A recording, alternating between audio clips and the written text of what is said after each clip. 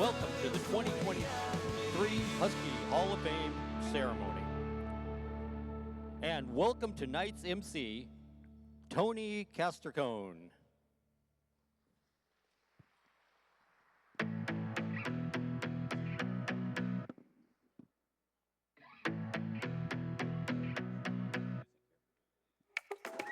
Back again, trying to be somebody. Good evening. And welcome to the 2023 Husky Hall of Fame induction ceremony. I'm beginning my 7th year here at the UW, and I think this is as special of an event as we host all year long. I've always wanted to be a part of this one, and it's truly an honor to be the MC tonight and be surrounded by so many of the greatest people ever to wear the purple and the gold.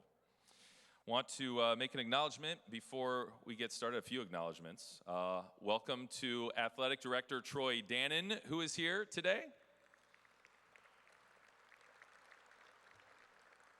Troy comes to us from Tulane University, and in his career, he has overseen unprecedented success at the University of Washington. College Game Day has attended 50% of the home football games in his time as the AD here. And the football team has literally never lost. So fantastic job. We look forward to that continued success.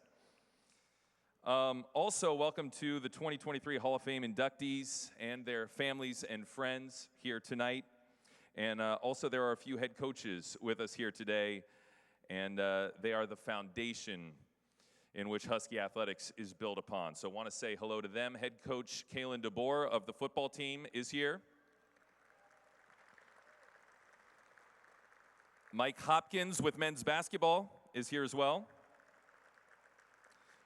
The winningest coach in Husky history, Heather Tarr with softball, is here. Andy Powell of the men's cross country and track and field team. And Mary Lou Molfler of women's golf is here. Also want to say thank you to our honored guests and generous supporters of the Husky Hall of Fame. Aqua by El Gaucho providing our excellent meal here this evening, and Brown Family Vineyards for providing the wine for tonight's event. Thank you to them. Also, we couldn't have this event without our Hall of Fame selection committee. So thank you to those who participate in that. Husky Hall of Famer Sonny Sixkiller, Husky Hall of Famer Danielle Laurie, Husky Hall of Fame Curator Dave Terrell, Deputy Athletic Director Aaron O'Connell, Associate AD Chip Lydom, and Assistant AD Jeff Bechtold. Thank you for what you do. And Marta Valdez, the lead Hall of Fame designer. It looks fantastic right now. Thank you, Marta. And now, ladies and gentlemen, please welcome our most distinguished guests we have, current Husky Hall of Fame members from various induction classes, and please hold your applause for these amazing individuals until the end of the procession. We begin the evening with Mario Bailey, football. Rhonda Smith Bancaro, women's basketball.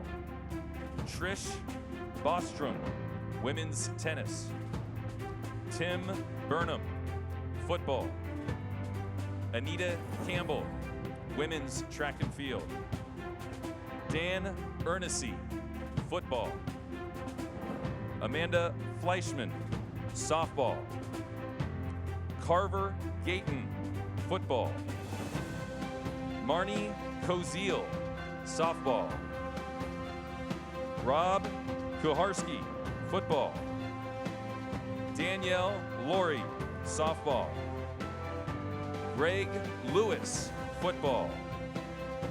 Brock McKenzie, men's golf. Dennis Maher, football.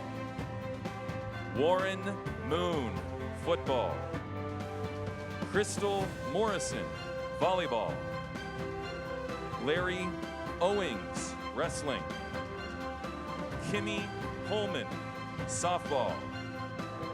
Eldridge Ricasner, men's basketball.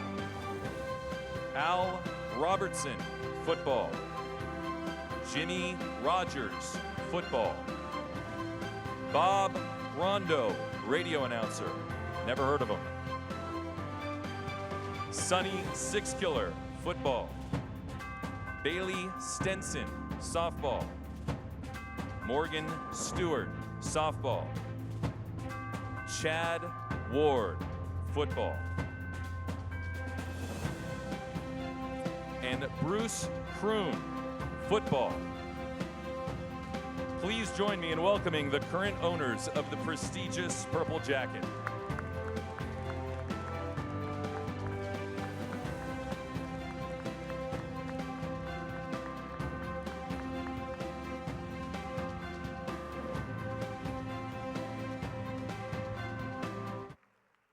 And we'll now briefly break for dinner and resume the program in just a few minutes. Thank you.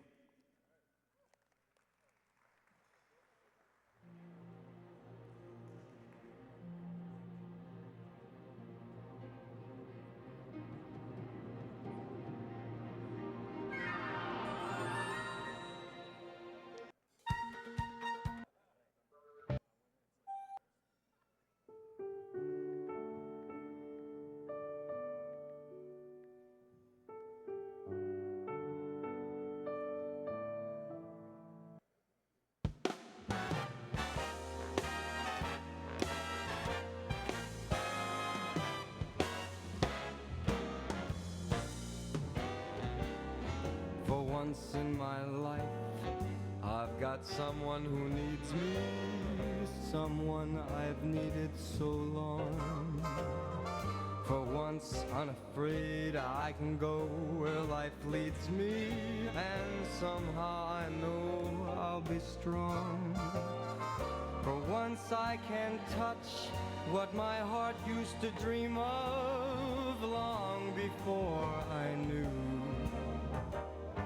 Someone warm like you could make my dreams come true.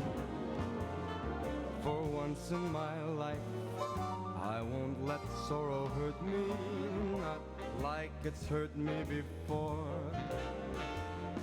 For once I have someone I know won't desert me, I'm not alone anymore. For once I can say this is mine, you can't take it. Long as I know I've got love, I can make it. For once in my life, I got someone who needs me.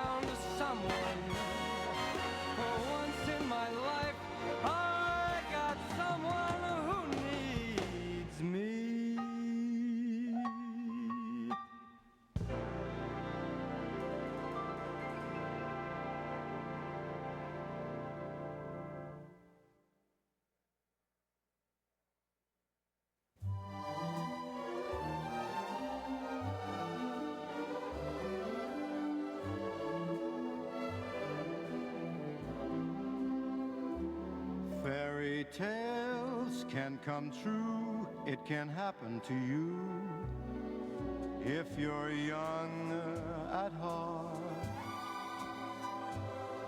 For it's hard, you will find, to be narrow of mind if you're young at heart. You can go to extremes with impossible schemes. You can laugh when your dreams fall apart at the seams, and life gets more exciting with each passing day. and love is either in your heart or on its way. Don't you know that it's worth every treasure on earth to be young at heart?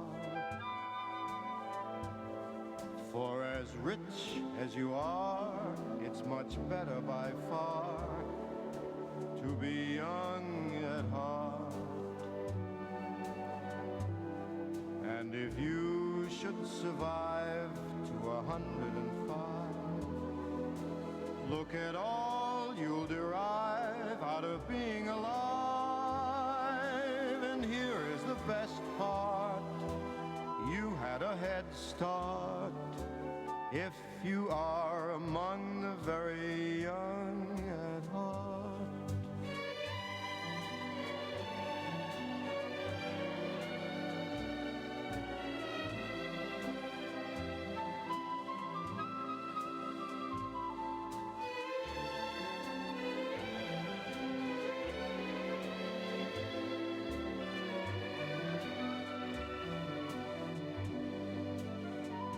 And if you should survive to 105, think of all you'll derive out of being alive. And here is the best part, you've had a head start if you are among the very young at heart.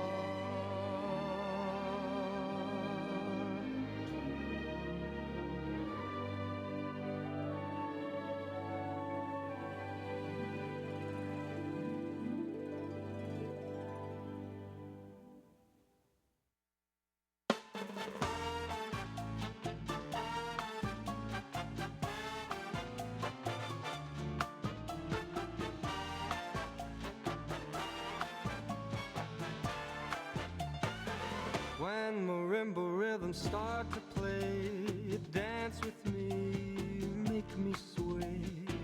Like a lazy ocean hugs the shore, hold me close, sway me more. Like a flower bending in the breeze, bend with me, sway with ease. When you dance you have to play with me, stay with me, sway with me. Other dancers may be on the floor, dear, but my eyes will see only you. Only you have that magic technique. When we sway, I go weak. I can hear the sound of violins long before it begins. Make me thrill as only you know how. Sway me smooth, sway me now.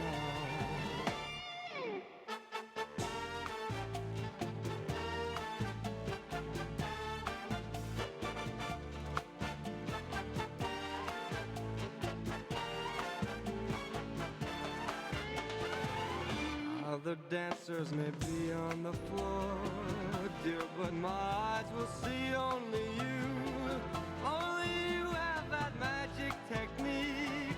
When we sway, I go weak. I can hear the sound of violins long before it begins. Make me thrill as only you know how. Sway me smooth, sway me now. When marimba rhythms start to play, dance with me, make me sway. Like a lazy ocean hugs the shore, hold me close, sway me more.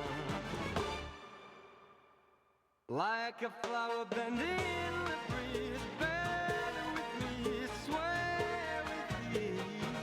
When we dance you have a way with me, stay with me, sway with me.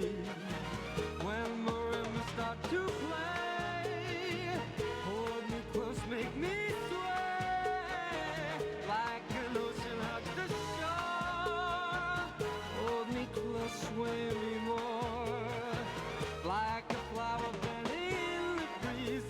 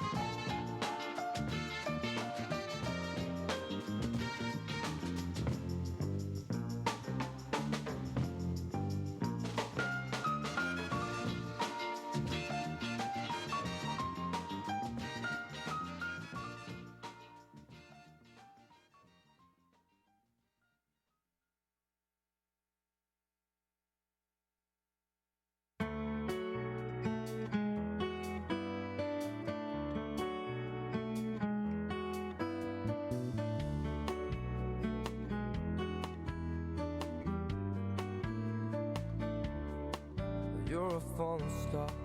You're the getaway car. You're the line in the sand when I go too far. You're the swimming pool on an August day, and you're the perfect thing to say. And you play it coy, but it's kinda cute. Oh, when you smile at me, you know exactly what you do. Baby, don't pretend that you don't know it's true, 'cause you can see it when I look at you. And in this crazy life, and through these crazy times, it's you, you make me sing your every line, your every word, your everything.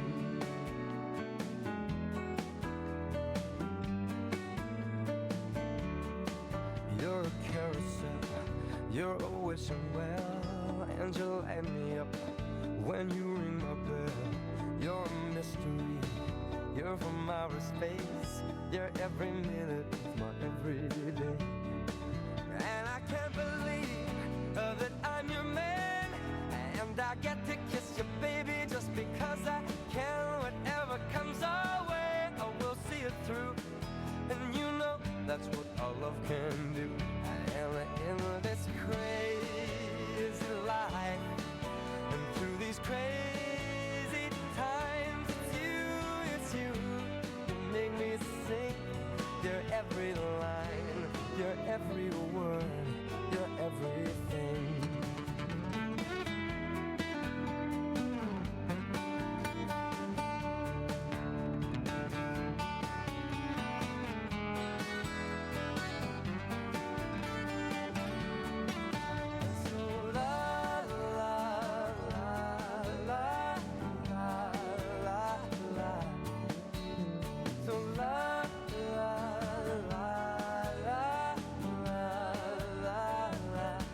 And in this crazy life, and through these crazy times, it's you, you make me sing your every line, your every word, your everything, your every song, and I sing along, 'cause you're my everything. Yeah, yeah. So la la la la la la la. So la la la la la la la la la la.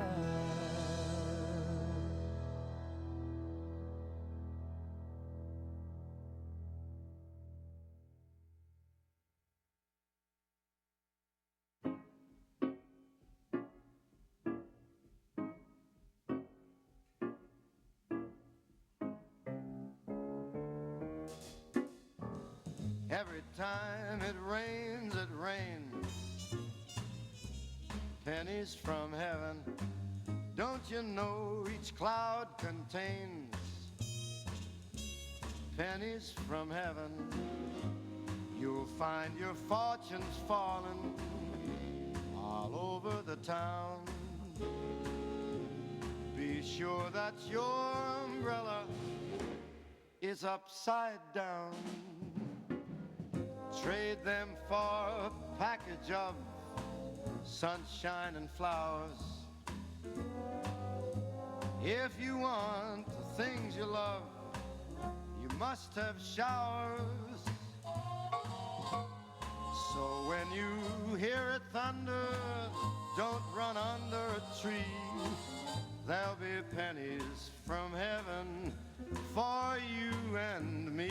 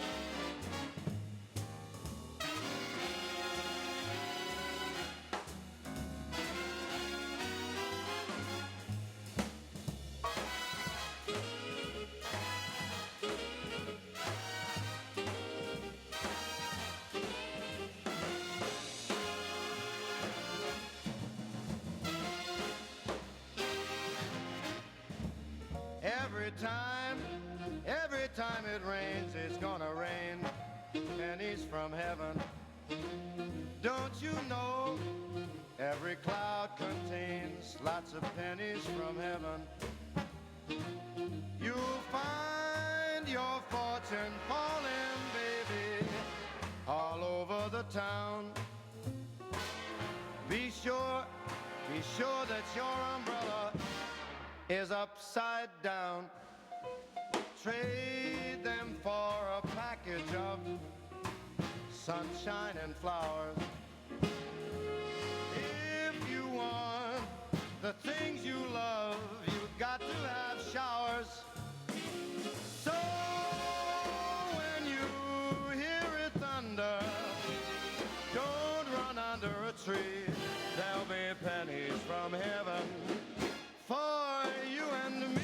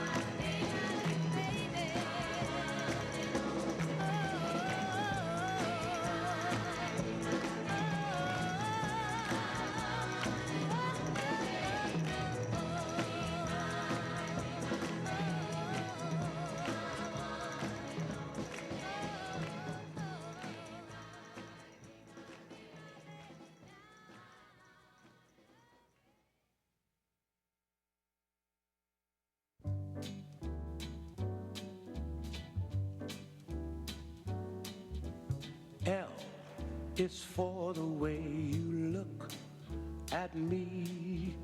O is for the only one I see.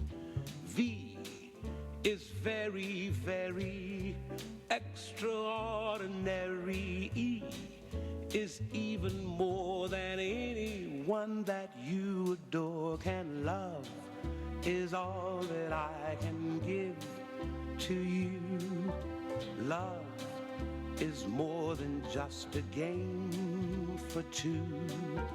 Two in love can make it. Take my heart and please don't break it. Love was made for me and you.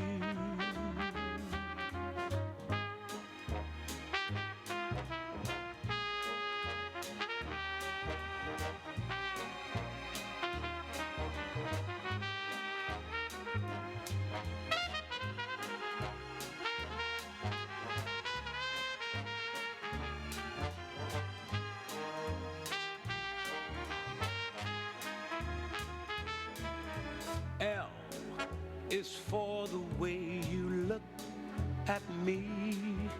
O is for the only one I see. V is very, very extraordinary. E is even more than anyone that you adore can love. Is all that I can give to you. Love is more than just a game for two. Two in love can make it. Take my heart and please don't break it. Love was made for me and you. Love was made for me and you. Love was made for me and you.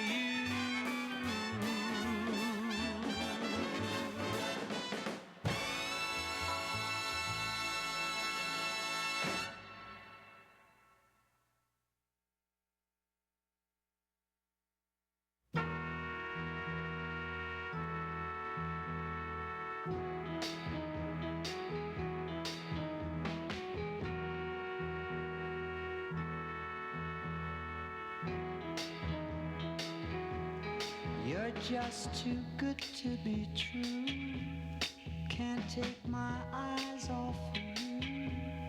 You'd be like heaven to touch. I wanna hold you so much. At long last, love has arrived, and I thank God I'm alive. You're just too good to be true. Can't take my eyes off you. Pardon the way that I stare. There's nothing else to compare. The sight of you leaves me weak. There are no words left to speak. But if you feel like I feel, please let me know that it's real. You're just too good to be true. Can't take my eyes off you.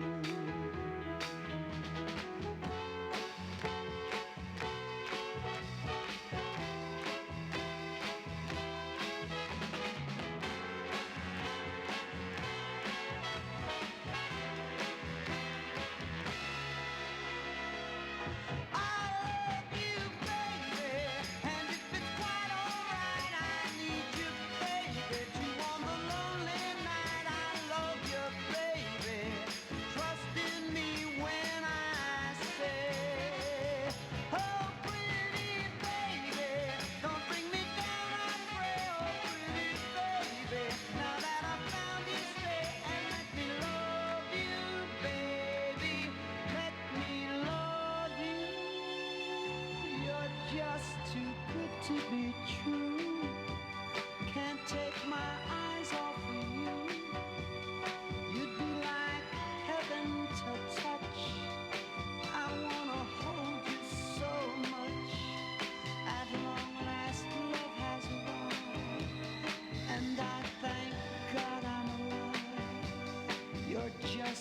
good to be true.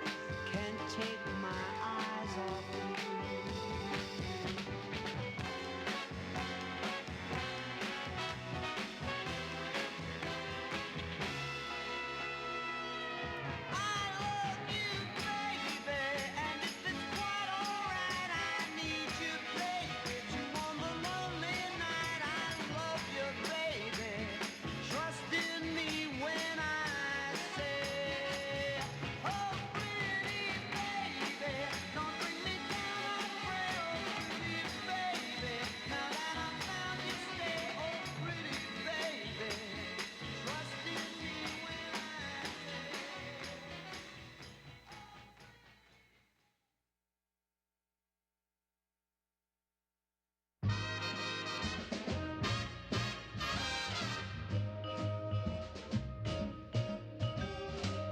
You make me feel so young. You make me feel so spring has sprung. And every time I see you grin, I'm such a happy individual. the moment that you speak. I wanna go play hide and seek. I wanna go and bounce the moon just like a toy balloon. You and I are just like a couple of tots running across a meadow, picking up lots of forget-me-nots. You make me feel so young. You make me feel there are songs to be sung, bells to be rung, and a wonderful fling to be flung. And even when I'm old and gray, I'm gonna feel the way I do today, 'cause you make me feel so young. You make me feel so young. You make me feel so spring has sprung. And every time I see you grin, I'm such a happy individual. The moment that you speak, I wanna go and play hide and seek. I wanna go and bounce the moon just like a toy balloon. You and I are just like a couple of tots running across a meadow, picking up lots of forget-me-nots. You make me feel so young. You make me feel there are songs to be sung, bells to be rung, wonderful fling to be flung. And even when I'm old and gray, I'm gonna feel the way I do today, 'cause you make me feel so young. You make me feel so young. You make me feel so young. Ooh, you make me feel so young.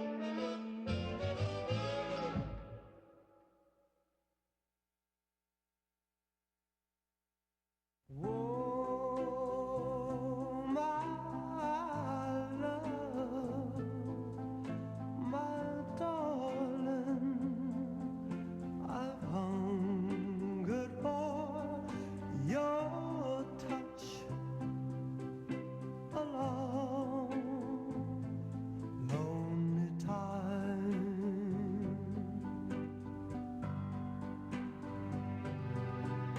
And time goes by so slowly, and time can do so much. Are you still more?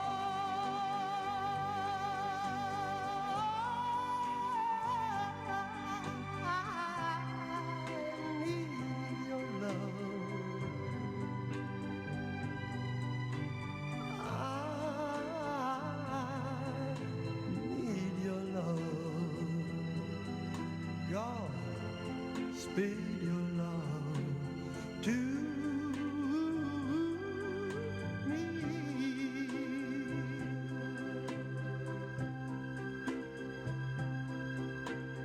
Lonely rivers flow to the sea, to the sea, to the open arms of the sea. Yeah. Lonely riverside,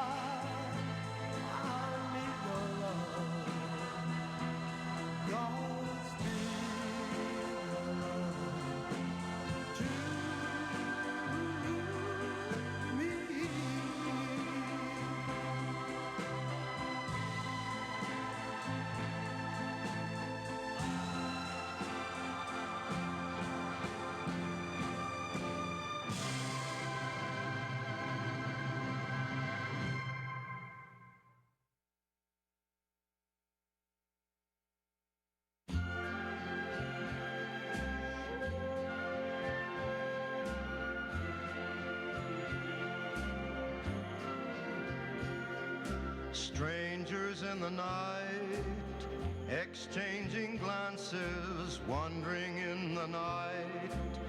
What were the chances we'd be sharing love before the night was through?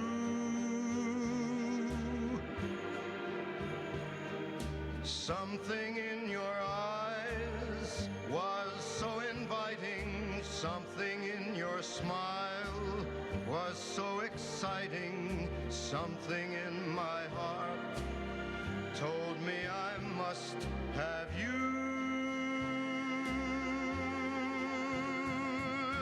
Strangers in the night, two lonely people, we were strangers in the night, up to the moment when we said our first hello. Little did we know, love was just a glance away, a warm embracing dance away. And ever since that night, we've been together, lovers at first sight, in love forever. It turned out so right for strangers in the night.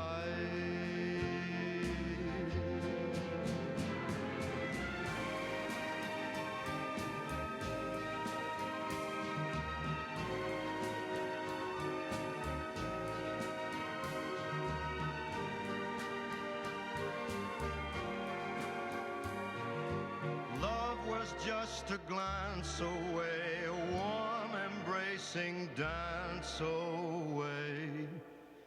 Ever since that night, we've been together, lovers at first sight, in love forever. It turned out so right for strangers in the night.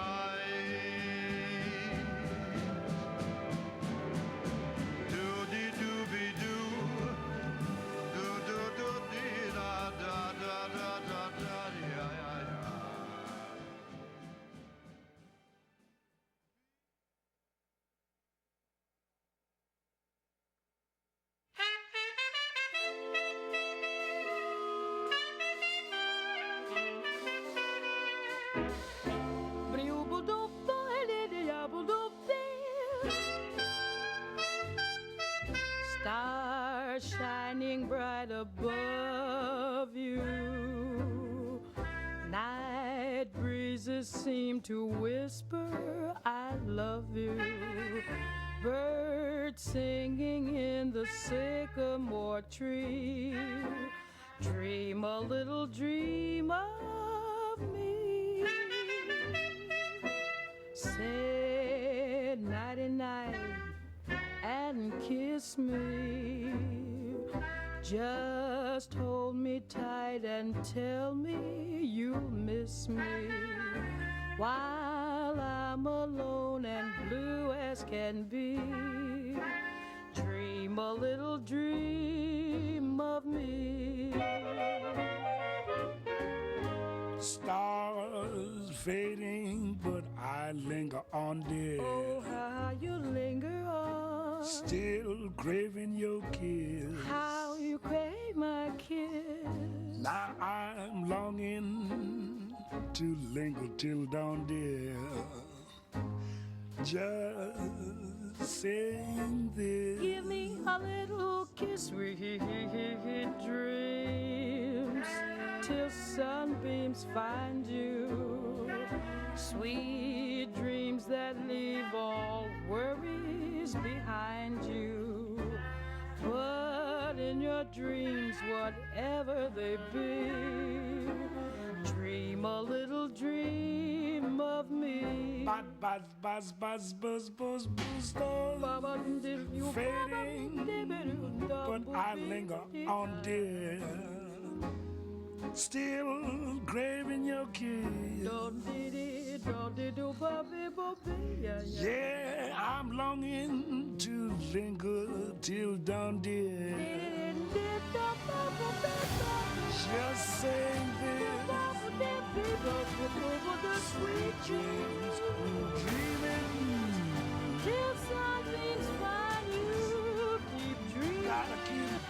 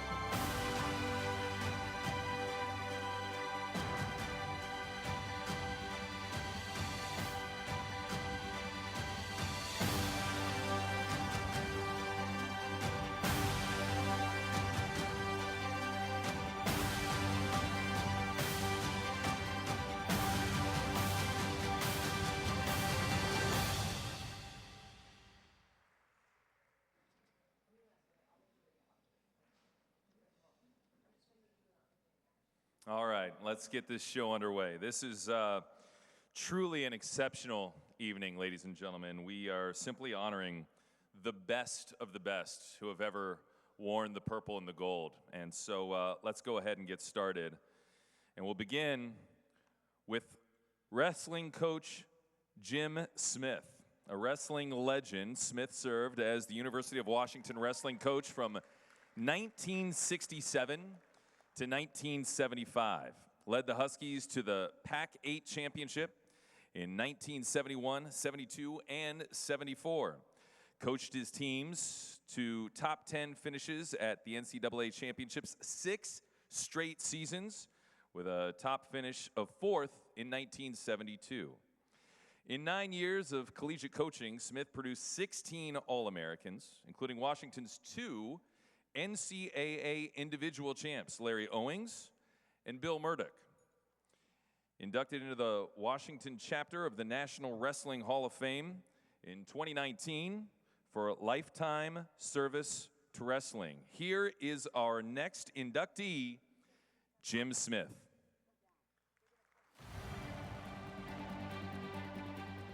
Coach taught us how to navigate life. A lot of us came to the University of Washington from smaller towns, from farming communities, and so to come here to Seattle was a big change for all of us. I mean, I was just a country bumpkin coming into the big city, and I didn't know much about the University of Washington. He took me under his wing and was kind of like a second father to me. I can still remember a time when I came into his office, and he could kind of tell that I was hungry. So he said, let's go get a hamburger. And so he took me down and treated me a hamburger. And you know, that was one of the things about Coach. He was always concerned about the welfare of you as a person. He was always supportive of us. He wanted us to do the best. He was very compassionate when we didn't do so well, but he was there for us all the time. And that's what I think made him such a remarkable human being. He was very, very good at inspiring people and at getting the most out of our ability. Coach was only 34 years old then, and so his success as a coach really came at a young age. And his relationship with his wrestlers off the mat, it was like a family. My dad never backed down from a challenge, so his philosophy was to be the best, you got to compete against the best. He didn't schedule a patsy schedule. I mean, right off early on, he was looking at Iowa and Iowa State, Oklahoma State, and I think his kids believed that they could reach the stars too. I think he helped them achieve bigger things than they maybe thought possible. He was able to get our team to wrestle the top competition in the entire United States. Brought a program at the University of Washington from 0 to 60 in a couple years. Coach, congratulations. It's been a long time in coming, and I can't think of anybody who deserves this honor more. Coach Smith, congratulations on making it to the Hall of Fame at the University of Washington. Welcome to the club. Hey, Coach, I want to congratulate you so much for all you've done for us and for this wonderful honor. And hopefully someday I'll have a granddaughter or a grandson. Maybe they'll walk by the Hall of Fame cabinet and that'll inspire them to be a coach, to be a student, but more than anything, to be a dog. So congratulations, Dad. Thank you for everything.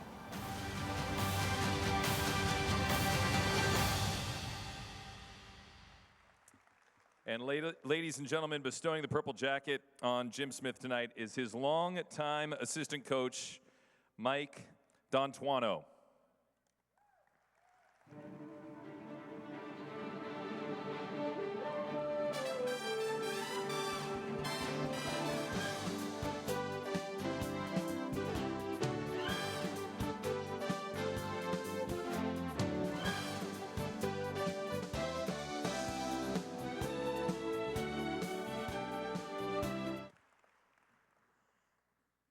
Now, don't give me a bad time. I am standing.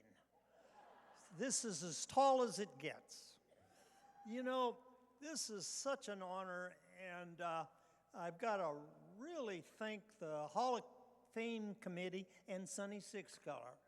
So those are the ones I'm really got me in this thing. And I've had a lot of awards, and it's just been great, and really a fun career. But this is a special award.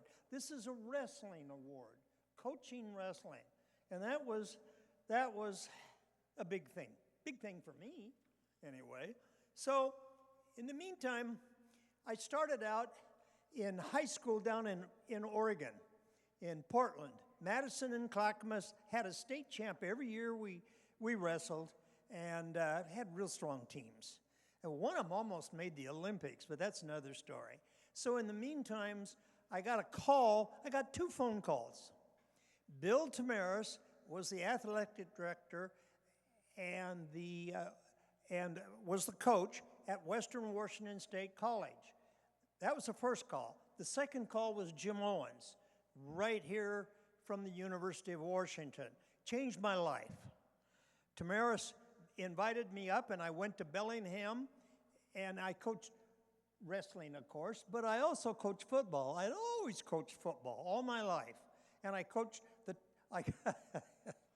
I coached the tight ends. You had to see that. I mean, we just got along great with those big, tall guys, and the cornerbacks, and we had a good wrestling team.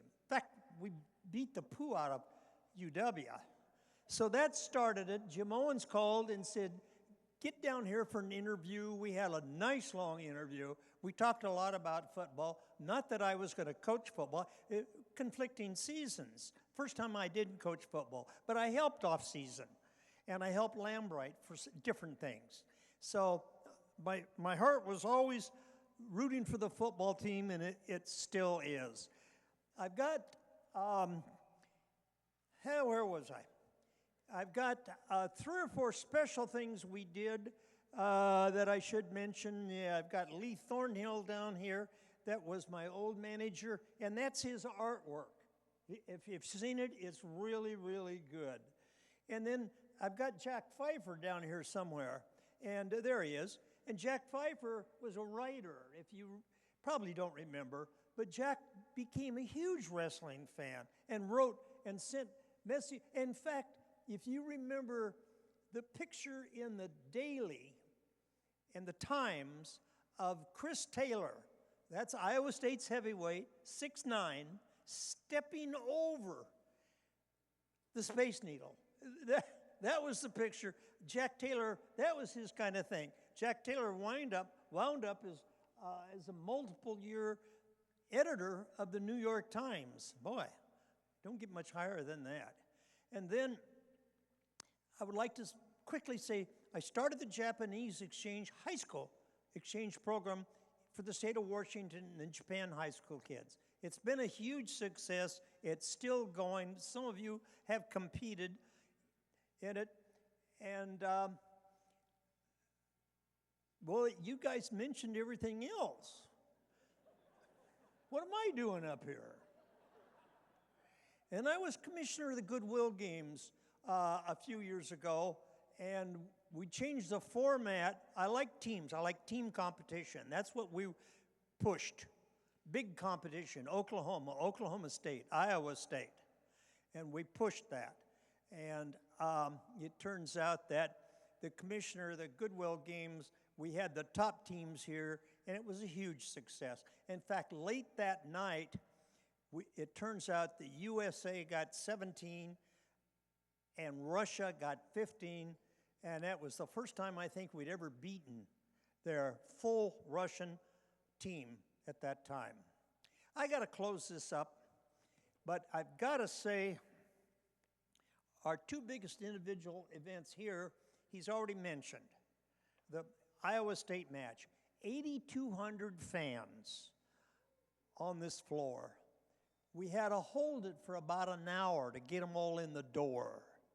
And they got pictures of it, which I think you've seen, lined up over the bridge. The people were lined up on the other side of the bridge to get in. So we held it, and we started it, and it was a Donnie. If some of you were here, somewhere I know, and saw that match, and it was a classic. Nip and tuck all the way down the line. At the very end, it was anybody's match. If they pinned my little heavyweight, they won. If my little heavyweight could stay off his back and not get pinned, we won. That's about as tight as they get. except for one thing. My heavyweight was Dunham at 210 pounds. Their heavyweight was 6'9", 475 pounds. No joke, no lie. And he could move, and he was fast. He was a nice guy. But my little heavyweight held him off. Crowd went wild. When he was on the bottom, he got an escape, and I got swamped when the match was over. I thought I was going to get run over on the mats. It was really one of those fun things. And then, of course, quickly, they mentioned Larry Owens was over here at the table, is in your Hall of Fame right now, and he's in the National Hall of Fame. He's the one that beat Dan Gable. And some of you non-wrestling people will recognize Dan Gable's the greatest wrestler in history of the sport, Iowa State. And Larry beat him 13-11 in a famous match in the finals at, where were we at? Northwestern in Chicago. So that's gone down as, in fact, it's called The Match. That's what it's called, and it's gone down in history as the greatest dual meet or duel in collegiate history. Well, that's it for me. I got to wrap this up. I'm surprised I haven't got hooked already. My usual. And I got to, in closing, say a special thank you for my family. My wife has passed away, but all the family is here, and the grandkids, and everybody has really, I feel this award is for all of us. So I want to thank you from the bottom of my heart. Thank you for 60 years of backing us up. I love you guys.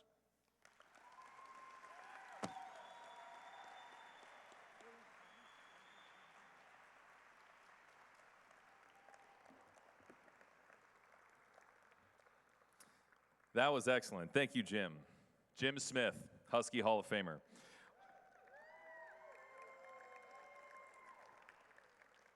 All right, next up, I want to tell you about Ryan Brown, a 4-year letter winner from Renton, Washington, the best 800-meter runner in Washington history. Brown won the NCAA Outdoor 800-meter championship in 2006, and then the Indoor 800-meter championship for the NCAA in 2007.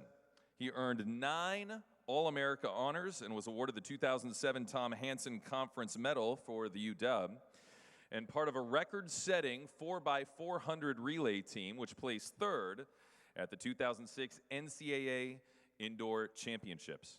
He competed professionally for ASICS and made Team USA for the 2009 World Track Championships in Berlin. Here is our next inductee, Ryan Brown.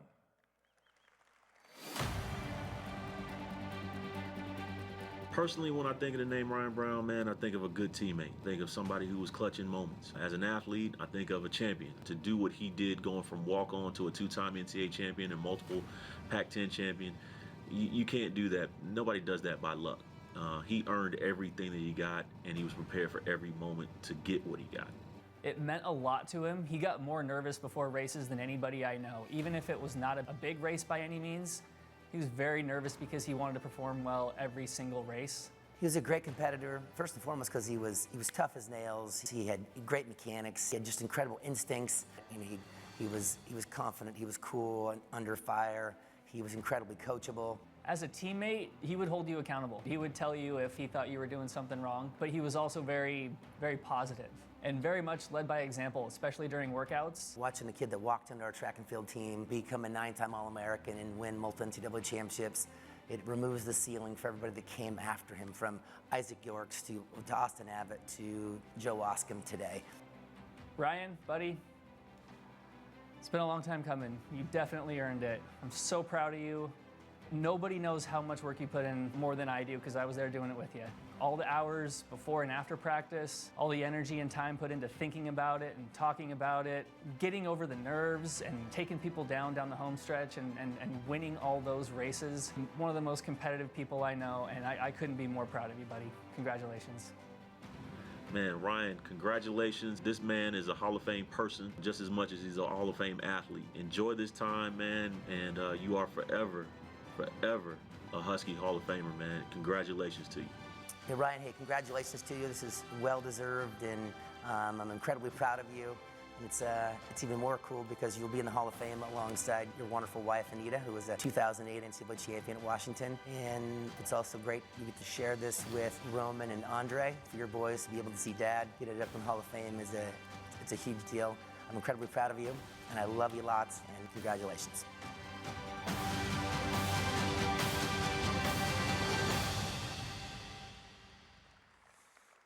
Ladies and gentlemen, bestowing the purple jacket on Ryan Brown tonight is his former equipment manager, Gary McGuire.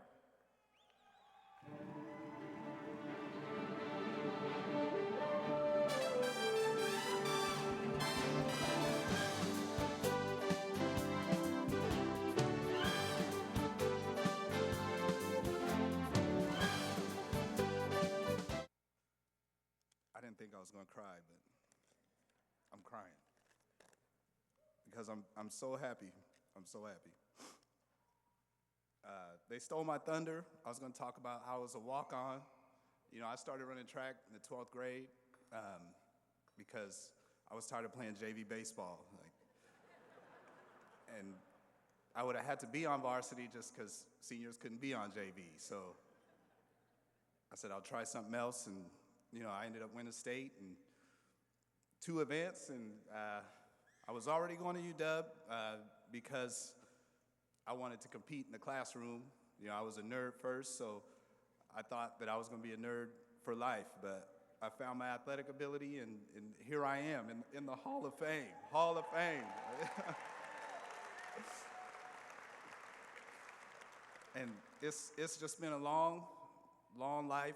I'm almost 40. I know I look young, but, you know, I'm almost 40, and I moved to the Northwest 25 years ago to live with my brother, you know, to just be away from Baltimore where I was born. And I didn't know what the future had in store for me, but, you know, we call this place paradise because there's mountains, there's snow on the mountains, there's lakes, the trees are always green, you know, and I think that UW is like a jewel in paradise for me because, you know, I love this campus, I love this school, and you know, I can't be anything but proud to represent and be a Hall of Famer, man. I can't believe it. You know, it's like, as a walk-on, you know, my recruitment was an email to Coach Metcalf, like, hey, I just won state. You know, I'm already coming, so, you know, what's good? And he said, come see me on the first day. And that meeting was, I guarantee you won't get cut. And do you want to train with the sprinters or the distance runners? And I chose sprinters foolishly, turned out to be, but, you know, one thing I got to say about all my coaches that I've had here is, as an athlete that was, you know, cut from everything, basketball in the 6th grade, in the 7th grade, the 8th grade, 9th grade baseball. We had 32 kids try out for baseball. 30 made it. I was one of the 2 that got sent home. But I kept showing up, and I found that as an athlete, you know, that's a very important quality. You got to show up, be there, and be ready to play, be ready to do whatever the coach is asking.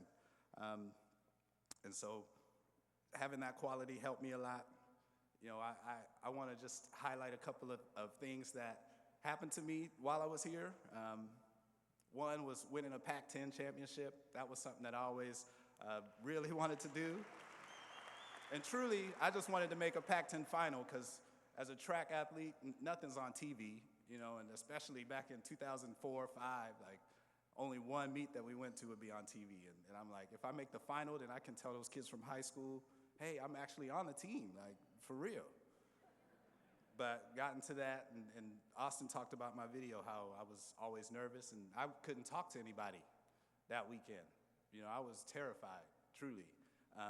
But Coach Metcalf would talk me, you know, off the ledge, and get me out to the track. And once the gun went off, you know, it's just about doing what you know you can do. And I ended up winning, you know. And I want to thank Austin because, you know, track is an individual sport, but I got so much fuel and strength from my teammates, watching people that I train with every day go out there and perform despite how I felt. You know, seeing them do it gave me the strength and belief in myself that I could go out and at least compete, you know, and like I said, I'm competitive, so I'm gonna try to win. And hopefully, you know, I did most of the time, many times. But again, I'm not gonna go too long, but I'm just so proud to represent this university. You know, when I was in high school, my first track meet, our coach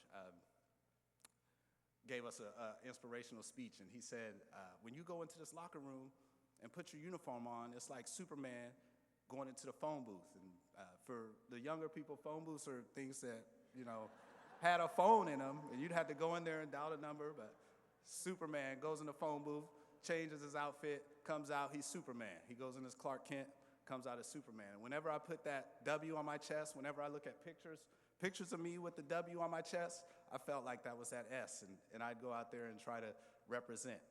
I love this university. I think it made me smarter, more prepared for things. The diversity, everything about it is just great. And yeah, go Dogs, man, go Dogs.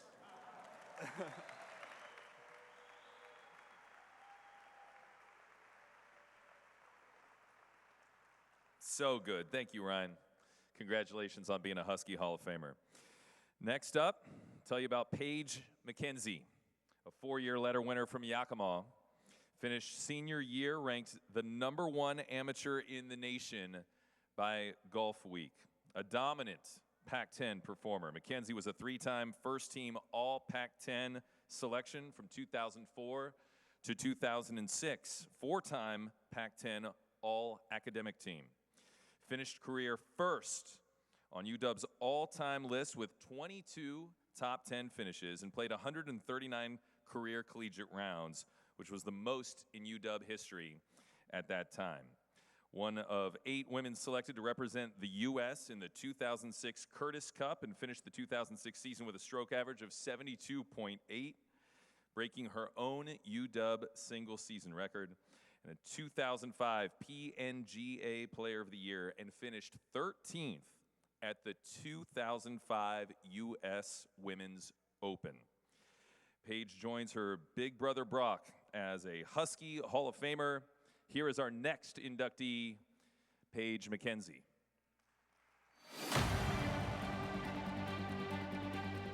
Paige was a special player. You could tell from the minute she stepped on campus that she had the it factor. If you look at our record book, her name is literally dotted all over that. She's not only an exceptional golfer, but she also really epitomized the idea of student athlete. When we would practice, Paige knew what she was doing. I used to tell my other players, if you want to be great, follow her and do what she's doing. She was prepared, she knew what she needed to work on, and she worked on it. There was no messing around, there was no wasted time. Took her work very seriously in golf. She loved it, but she took it very seriously because she wanted to be exceptional. She's competitive. I mean, more than anything, she's competitive. I caddied for her in the US Open. She was still at the University of Washington. I believe I had turned professional, and I caddied for her, and she was playing terrific. And I had some friends there, and you know, for me, it was a nice, fun walk in the park. And on the way to the 10th tee, I stopped and said hello, and my God, she turned around at me, she grabbed my shirt, and she said, we're going to the tee. And I always remember that because I'm a little more, I like to think I'm a little more kind of casual and stuff. Man, she was all business. She wasn't there just to have a nice tournament, she was there to win. And I learned my lesson. It was all business after that. I think what truly defines Paige is her ability to overcome challenges. She medical redshirted as a sophomore and had to overcome a massive injury to her back. And then she came back out of that stronger. She spent 51 weeks basically rehabbing, had to redshirt, comes back, she plays a tournament in Hawaii, and she wins it. And people asked her, well, how'd you do that? You couldn't practice, you couldn't do anything. And all she did that whole year was work on her mental game. She read, she visualized when she was in the training room, doing her rehab. And to see somebody go through that and not quit, that's the kind of person Paige is. Paige, congratulations. What an amazing accomplishment. What an amazing honor. So proud of you. We know how hard you worked for this, how you persevered through really tough challenges. Just so incredibly proud and humbled to have been a part of your process. Paige, I couldn't be more proud of you. Congratulations. It is so well deserved for you to be a member of the Husky Hall of Fame. As your brother, I'm just extremely proud of you. So congratulations, well deserved, and I hope you enjoy tonight.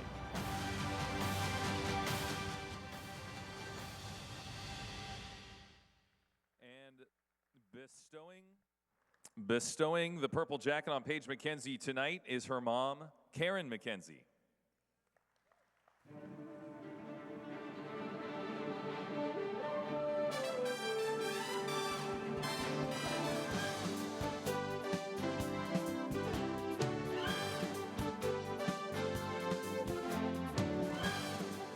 Thank you.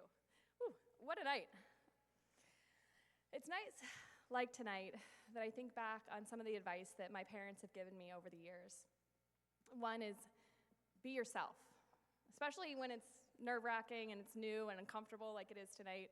Don't try to be something that you're not. And you don't have to look far. My mom and dad are actually great examples of this tonight. Both Washington State graduates and wearing crimson and gray at the UW Hall of Fame dinner.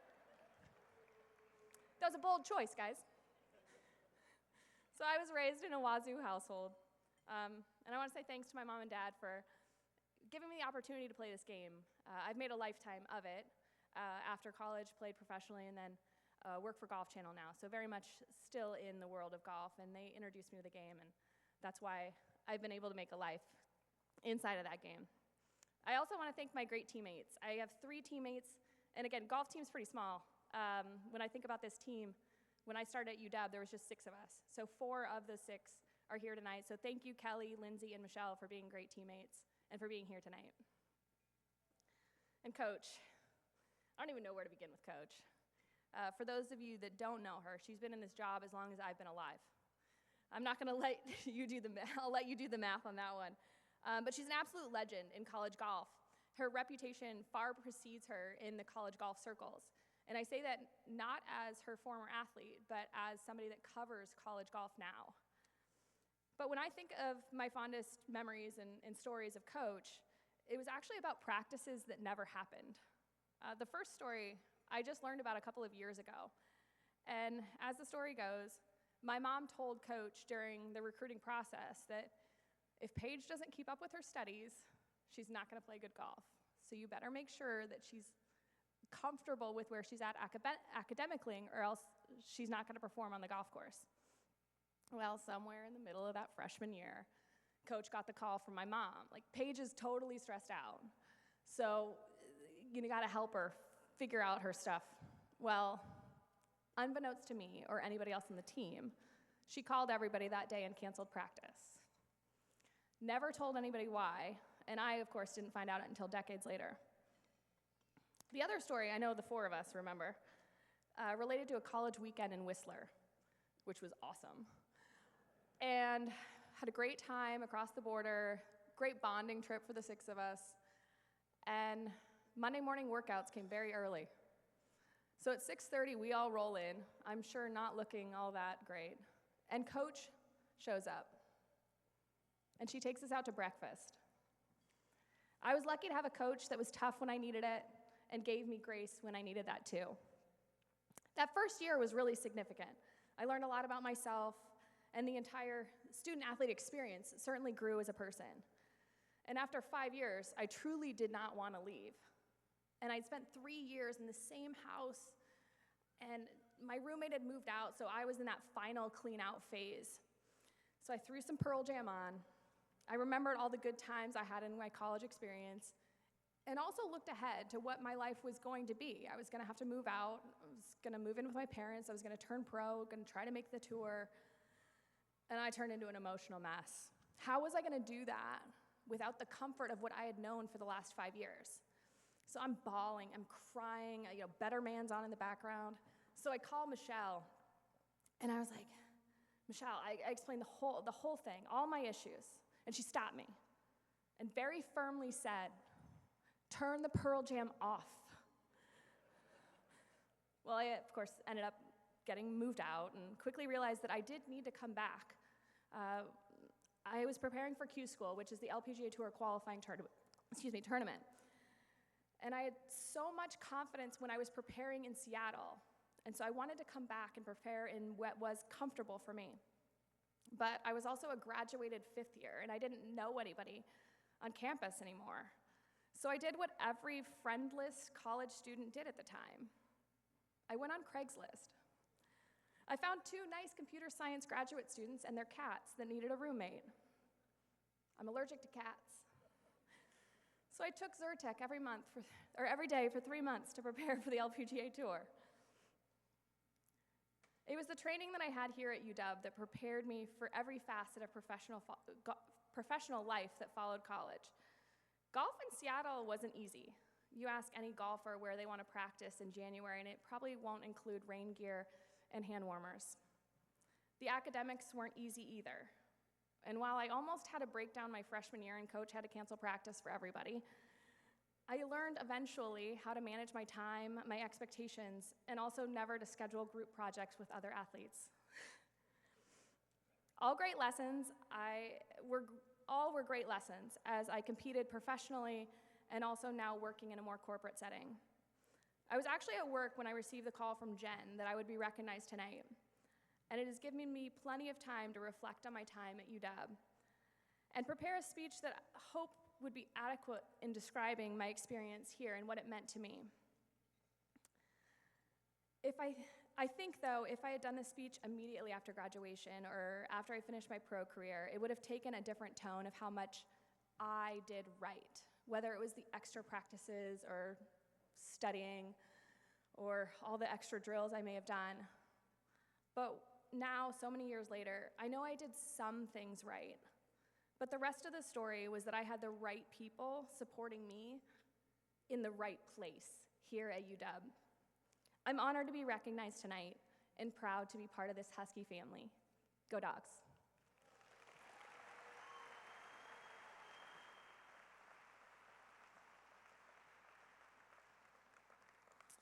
Thank you, Paige. Congratulations, you're a Husky Hall of Famer. Next up, Steve Pelluer, 3-year letter winner from Bellevue, Washington. Served as the starting quarterback in the 1982 Rose Bowl game when the Huskies defeated Iowa 28-0. Earned high accolades in 1983, including all Pac-10 and the Guy Flaherty Award, and Pete Gross Player of the Year, along with the Tom Hansen Conference medalist for the UW. 8-year NFL career from 1984 to 1991, playing with the Dallas Cowboys and the Kansas City Chiefs, and also especially had a chance to watch his son Zeke play tight end for the Huskies from 2019 to 2022. Here is our next inductee, Steve Pelluer.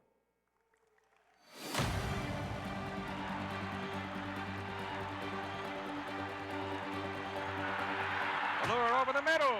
It is touchdown to Lutu. That was a perfect throw and catch as you'll ever want to see. He's one in a million. He's one of those people that you just can't put a word to it.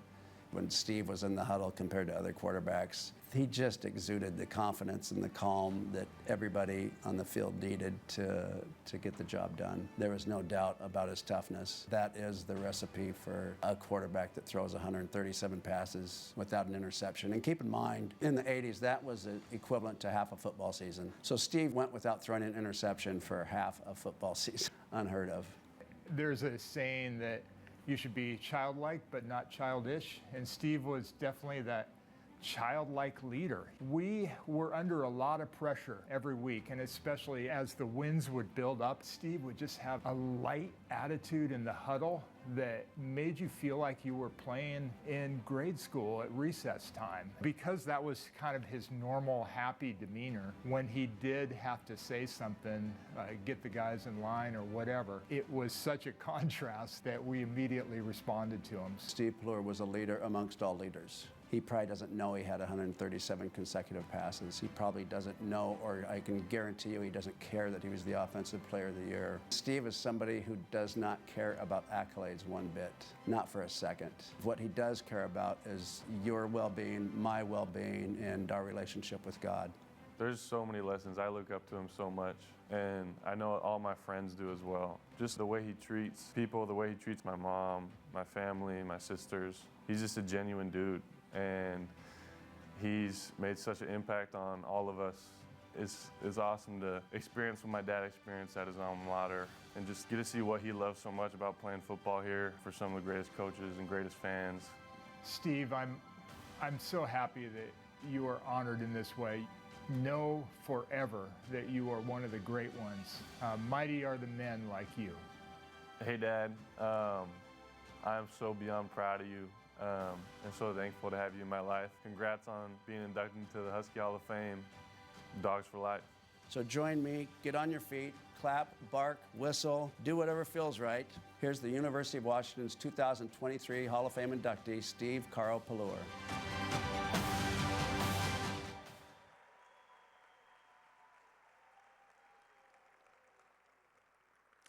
And bestowing the purple jacket on Steve Pelluer tonight is his former teammate, Dan Ernessy.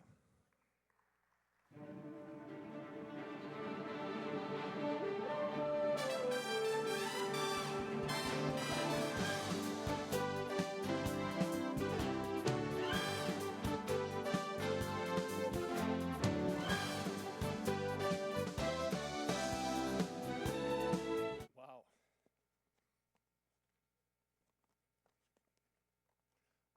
What an honor that is. And to have my son up there too.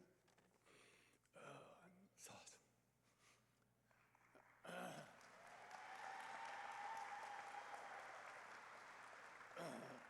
So Dan was my center in college, and Jimmy Rogers, we used to call him JR. He was the assassin. He must have broken his arm like 4 times. He had this cast, and back then you could use it as a weapon. And those 2 guys were just great leaders. I ended up not redshirting, so they were captains the year after me and went to the Orange Bowl. And so they all got their purple jackets. The whole 1984 Orange Bowl team got in the Hall of Fame. So they predated me. So now I get to be a part of that fraternity. So that's awesome.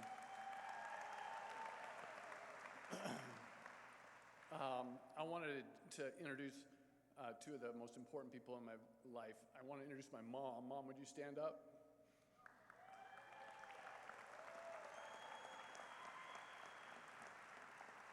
And my wife, Jennifer, would you stand up? Come on, stand up. So, Jennifer and I raised 4 kids, and they're awesome. They're all in the Seattle area, and I hope they stick around close. Zeke, it was so fun. Just, when they're freshmen, they have, like, nowadays, all the freshmen have to be here all summer, their freshman year. So he got here like in June, and they have classes together with all the athletes. And so it was so fun just to get inside the Husky Nation again. And, he would bring all of his buddies over to the house. We got to know Taj Davis, Cam Davis, Puka, Braylon Trice is his best buddy. And, we'd just be hanging out, playing games, and the volleyball girls, the basketball girls, they're all in the classes with them. And so I was like, wow, this is bringing me back. This is what it's like. It's a family, And I got some of my linemen back there, Kaharski and Dennis Maher. I mean, those guys protected me, for 2 and 3 years. And so I think that's what I think about when I think about the University of Washington is just what an amazing family it is, and it's about great people, and I have great memories here, but the real things that hit my heart are just the people that love me well. Coach DeBoer, thank you for creating an environment where it's player-led teams. I'm drinking your Kool-Aid. I am totally drinking your Kool-Aid. I mean, that's what it's all about, and that's what it's about with college football is these coaches caring about. I mean, I know Coach DeBoer cares about those kids, and that's why they're playing so hard. When I was playing, my favorite Husky of all time, his name was Ray E. Dorr, and these guys know he was a quarterback coach here for 8 or 10 years. Came with Coach James in '75. Coach Warren's here, I know. He coached 8 quarterbacks that went to the NFL. But I would have swum across the ocean for Coach Dorr. I mean, because I knew he cared about me. He was awesome. I mean, we still joke. Dan Ernest is working up in Everett as an economic director, and we still joke, like we call on the phone, Dan, how you doing, Dan? I mean, that was Ray Dorr. He loved everybody like his sons. And he passed away. He was a coach. He went to Texas A&M. He had Lou Gehrig's disease, and I went to his funeral. I actually was on the same plane out of California to College Station with Coach James, which was hilarious. We stayed at Karen Dorr's house, and I got to see Don James in his pajamas. That was my favorite moment of all time. So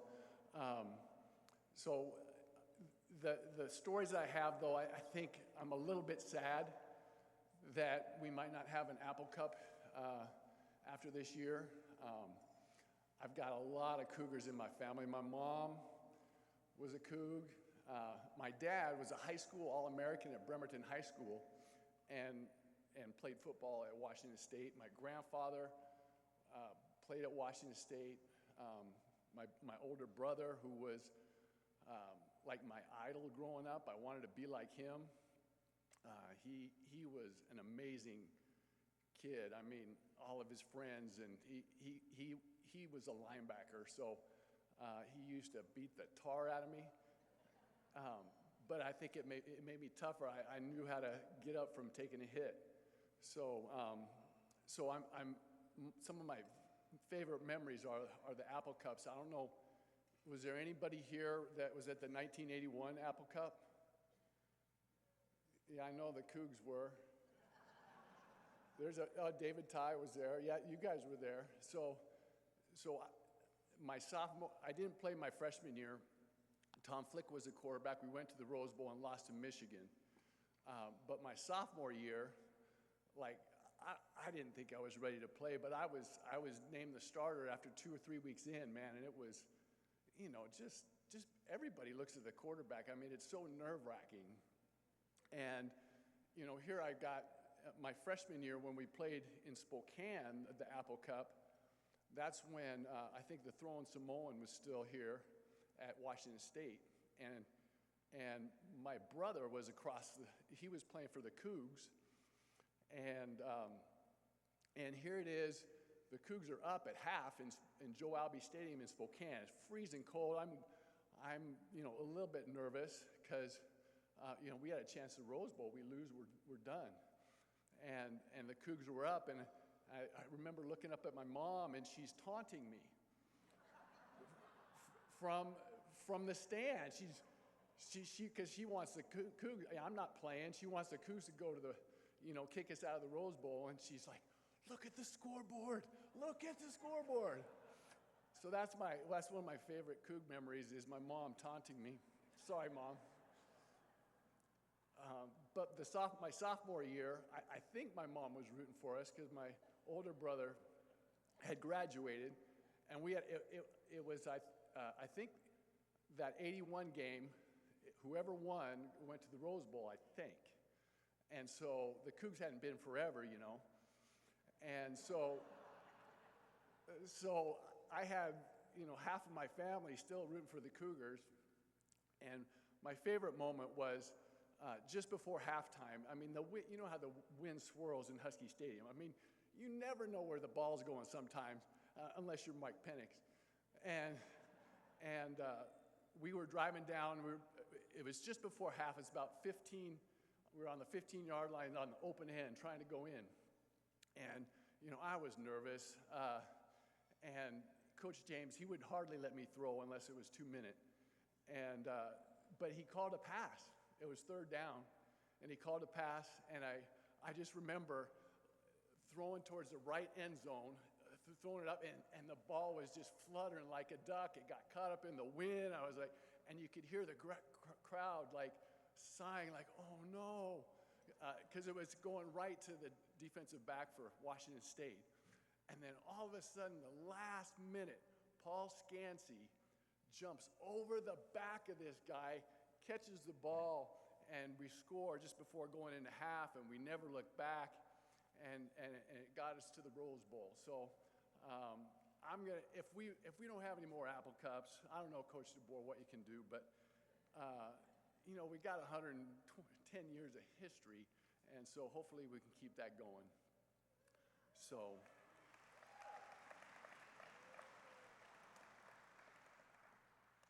I'm totally jacked to be in the Husky Hall of Fame. It's amazing to be in with Paige and Ashley, Isaiah, you're the man, all these people, Cody.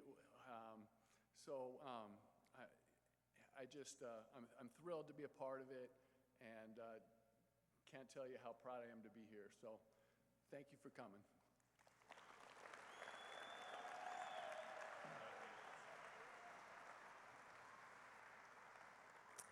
Ladies and gentlemen, Husky Hall of Famer Steve Pelluer. And next up is Krista Vansant. 4-year letter winner from Redlands, California, and completed one of the greatest careers for any player in any sport at the University of Washington, as she won the Hondo Award for the National Player of the Year for a second straight season, and also was named the ESPNW National Player of the Year. Led UW to the 2013 NCAA Final Four and the Pac-12 title, on the way to earning the AVCA National Player of the Year Award, a 10-time Pac-12 Player of the Week, and the 2013 and 2014 Pac-12 Player of the Year. Earned several major academic honors as well, as she was named the 2014 Capital One Academic All-American of the Year, to go with the first-team Academic All-America honor as well. And had that UW number 16 retired right up there in 2019, and remains the UW Career Kills leader. Here is our next inductee, Krista Vansant.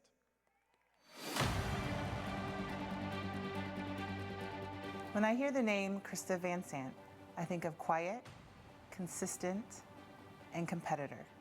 She cared about the sport, she cared about her teammates, and she wanted to become the best. Not many people got to see or really understand the type of person she is, how many hours she put into being a master at her craft, and the relationship she built with everyone. She always put in extra hours in the gym. She was always in our offices watching film and asking questions. You would never have known that she was a 2-time Honda Award winner or National Player of the Year. She never thought that she had arrived. And every day that she came to practice, she just wanted to get better. She always treated everyone with kindness, so it was easy to communicate with her, and I think that's what made her a really good leader. Coming to Washington as the #1 recruit, it'd be easy to have a big ego, but that definitely wasn't Christa. She was the same Christa no matter what room she walked into. I think being coaches and seeing Christa grow in the sport, Some of the characteristics that made her who she is just her attention to detail, her passion for the game, and her care for her teammates, and wanting the team to succeed at any cost. Around the age of 5, I started coaching volleyball. When she would get out of school, I'd go pick her up, and she would just come to practice with us. And she would get in hitting line with the girls and hit it, but it would bounce under the net. You would think a 5-year-old would get tired of it, but she never got tired of it, and that lasted pretty much through her whole career. When she was just starting to play volleyball and get into club volleyball, she would sleep in her uniform, getting up early in the morning, just rolled out of bed, jumped in the car. She was the kind of player that was ready to go at any time. Congratulations, Krista, on being inducted into the Husky Hall of Fame. I'm so proud of you. This is a well-deserved honor for everything that you accomplished during your time here at the University of Washington. We love you, and it's been such a privilege being able to watch you play and now become an amazing coach. So thank you for influencing me in my career, as well as being such a great influence to all the women that you've inspired. Krista, congratulations. We're very proud of you. And just happy to be there with you as you culminate this journey into the Washington Hall of Fame. Congratulations, Krista. We love you.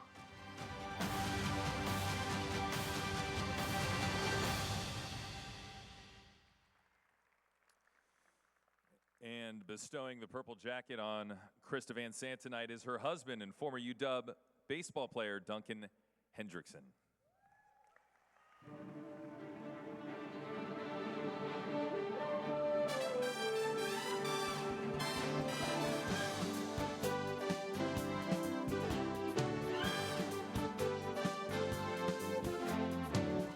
I didn't pay them to say all those nice things about me, I promise, even though I probably should at this point. Hello everyone, it is truly an honor to be here in the presence of some of the best student athletes to come out of the University of Washington. Blown away by all the accomplishments I've heard about and all the wonderful stories you guys have told so far. It actually brought up a lot of memories that I have, but they didn't go on the paper, so I won't go there with you guys. Congratulations to all the inductees in the class of 2023. When I finally sat down to write this speech, and if you know me, I tend to procrastinate on things like this, but I was unsure of where to begin, because how do you encompass the best 4 years of your life into the 5 to 7 minute speech? I also didn't let anyone proofread or hear this before, so my family and friends are hearing this for the first time. We'll see how this goes. One word I kept coming back to is grateful. I became a Husky when I was 16 years old. So I've spent almost half my life now bleeding the purple and gold. Please don't do the math on now how old I am. Telling the coaching staff that I wanted to become a Husky was the best decision I've ever made.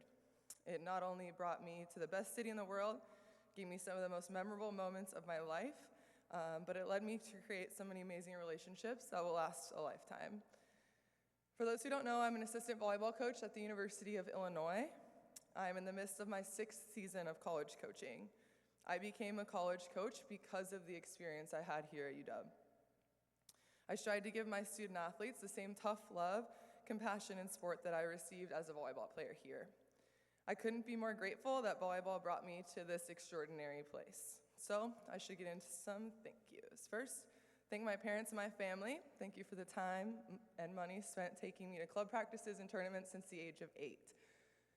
Club volleyball is a big thing to commit to for an 8-year-old. It's a lot of travel, a lot of money, a lot of time, but it provided me with some most amazing memories. I have memories at high school and club tournaments, from 7 a.m. to 7 p.m., being there with some of my best friends. My mom used to bring me a Coke and a Snickers at about 6:30 and go get 'em, you got it. I couldn't ask for more supportive, caring, and amazing parents. You could say I hit the parent lottery. I wouldn't be the person I am today without you all. I could go on and on about how lucky I feel to have the family I have, but remember, I only have 5 to 7 minutes, and I have to get to a lot of other people. But seriously, thank you so much for all that you guys do, have done, and thank you for being here with me tonight. Next, I want to go into all my coaches from throughout the years. This starts with my parents again. Couldn't get away from them. Just kidding. I have many memories playing balloon volleyball in my living room at a very young age. Both parents coached me in high school and club all the way through my prep career. It shaped me to the player I was from a very young age. Also, a big thank you to the coaches I had here at UW. It was the family away from home that I needed in the tough times, and I wouldn't have wanted to compete for anyone else. I knew from the moment I met the staff here at UW, especially Coach Gabriel, who I've known since I was like 12, so go her. This was the staff I really wanted to play for. I knew it from the very beginning. They would push me beyond what I thought was possible and pick me up and hug me in times of doubt. I would run through a wall for the coaching staff here. Again, I could go on and on about how influential they've been on me, but I'm not sure I could find the words. They were and will always be family to me, so a big thank you to them. Again, so grateful. The next big thank you is to my teammates. I was surrounded by some of the best people throughout my career. A mentor of mine always tells me it's not about what's in a place, but who's there with you. I wouldn't have been half the player I was without them. Words can't express the gratitude that I have for each and every woman I played with. We went through highs and lows together. We were successful because we had each other. From dance parties in the locker room to Lil Jon's Get Out of Your Mind. I don't know if you remember that song, but that was big in the 2000s. To the long conditioning days up in the East Gym, we made the best of every moment. The big wins, like coming back from down 0-2 at USC to go to the Final Four, beating #1 Stanford on senior night, and fighting off 14 match points in a 5-set win over Oregon would mean little to nothing to me without my teammates. Wouldn't be standing up here today without them. Comes back to the word grateful. Thank you to each and every teammate I've ever had. You all mean the world to me. Next, I want to thank the University of Washington Athletics, the Washington baseball team, and student athlete house parties that occurred because they're better than Bumble, Match.com, Tinder, or any of those other dating apps. Because that's where I met my husband, Duncan.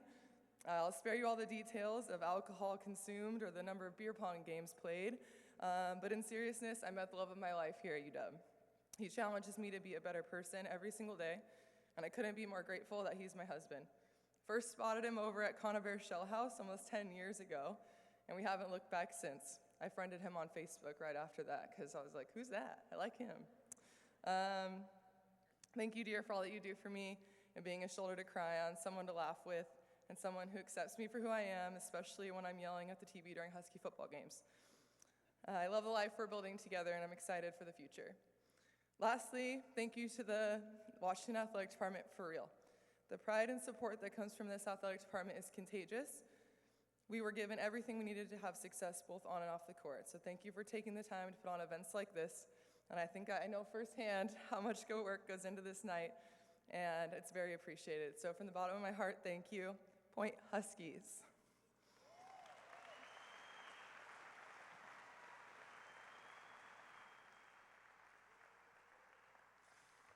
Congratulations, Krista Vansant, member of the Husky Hall of Fame.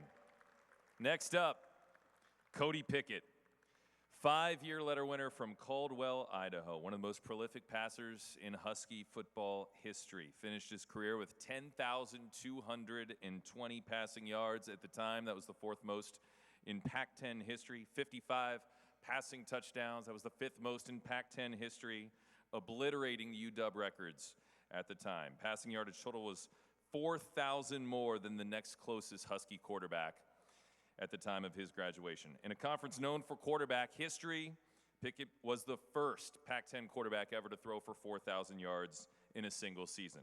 He owned 7 of the top 10 UW single-game passing performances at the time of the end of his career and was drafted by the San Francisco 49ers in the 2004 NFL Draft. Ladies and gentlemen, here is our next inductee, Cody Pickett.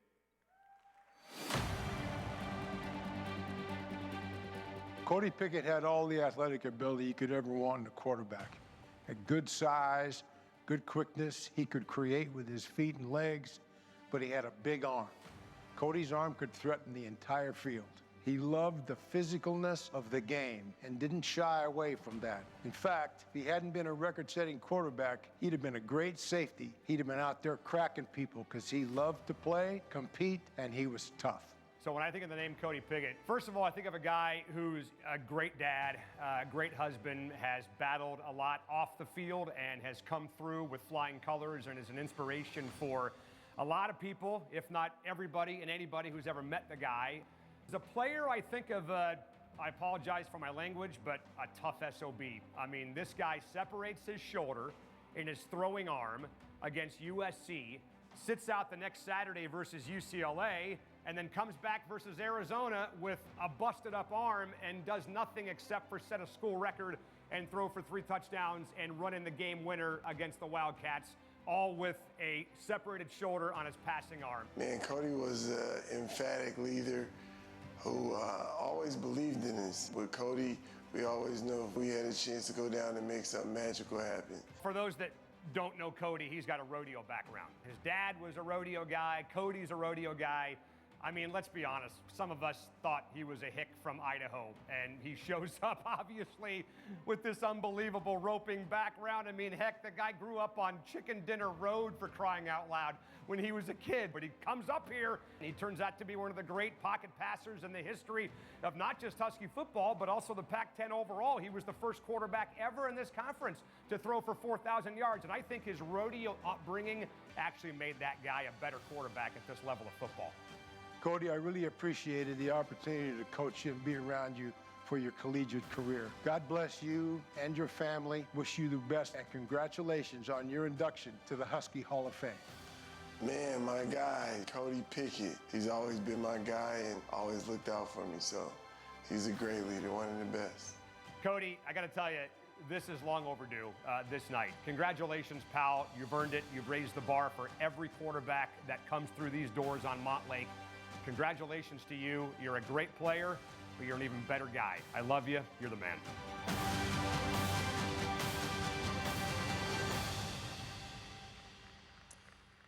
And bestowing the purple jacket on Cody Pickett tonight are his children, Cash, Maisie, and Cruz Pickett.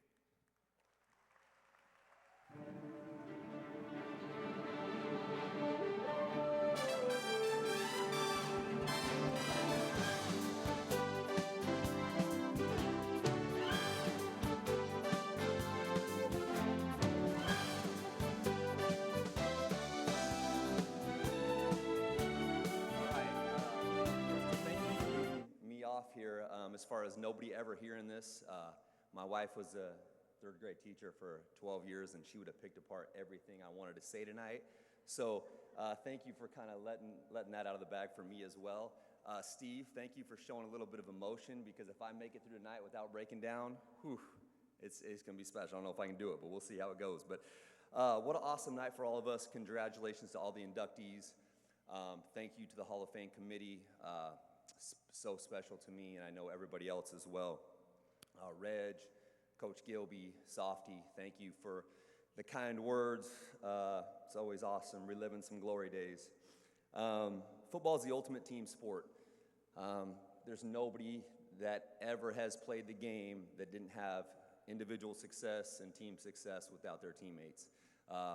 It's maybe the man I am today because of my relationships and the brotherhood that I have with all the guys that I played with. And I literally thought about thanking every guy that came to mind, but Heidi said I have 5 to 7 minutes, so I probably better roll on. But thank you to all my teammates and coaches. I love you guys to death. My mom and Dawn, love you guys. Thank you. When I do break down, it's because of my mom.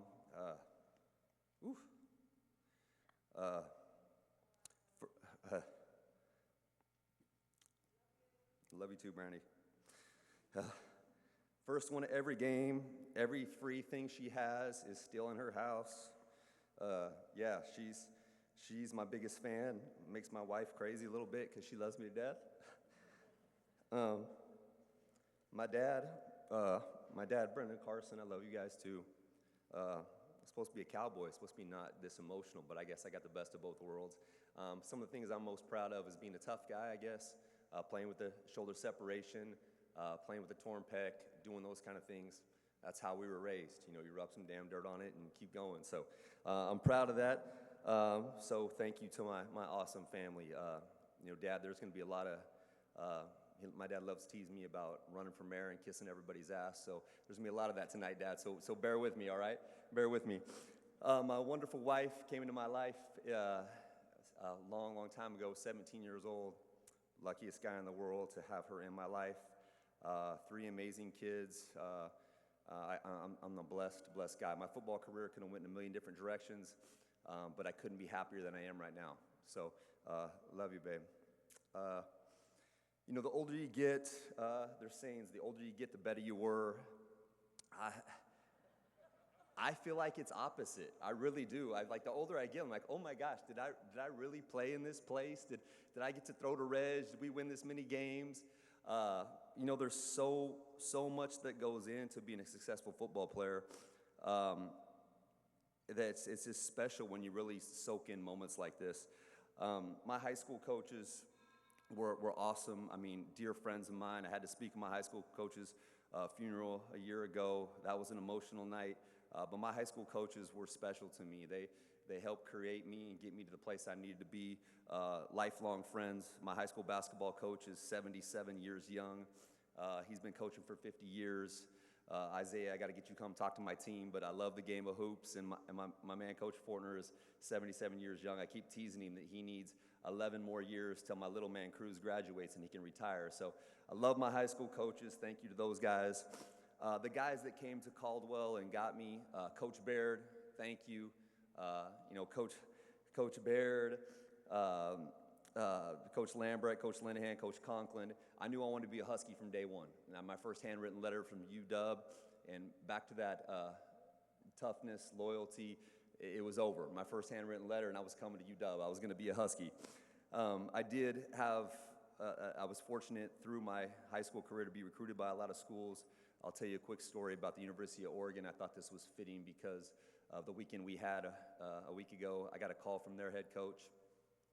Name does not to be said, I guess, but said, hey, Cody, look, you can't go to UW. I mean, you're a guy from Caldwell, Idaho.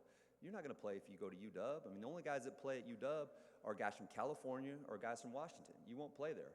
Immediately, I said, Coach, if I'm not good enough to play at UW, I can't play for Oregon. I must not be good enough either. Oh, no, I didn't mean that. But here we go. Fast forward 20 years later, proud to say 2-0 against the University of Oregon, never lost to them. And getting into the Husky Hall of Fame, so I guess I was good enough to play at UW, so pretty proud of that. The guys that gave me an opportunity, Coach Gilby, Coach New, Coach Pettis, Coach Axe, and all my other coaches, thank you for the opportunity and sticking with me. You know, every year there's a new guy that's big and strong and can throw it a mile.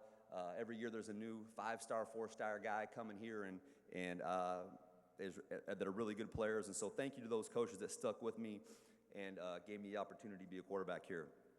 To my table 12 out there, table 12, all my guys in the middle. Yeah, Brandy, love you. Joel, one of my day ones, Caldwell High School, love you, brother. Chad, you and Tui and all the older guys.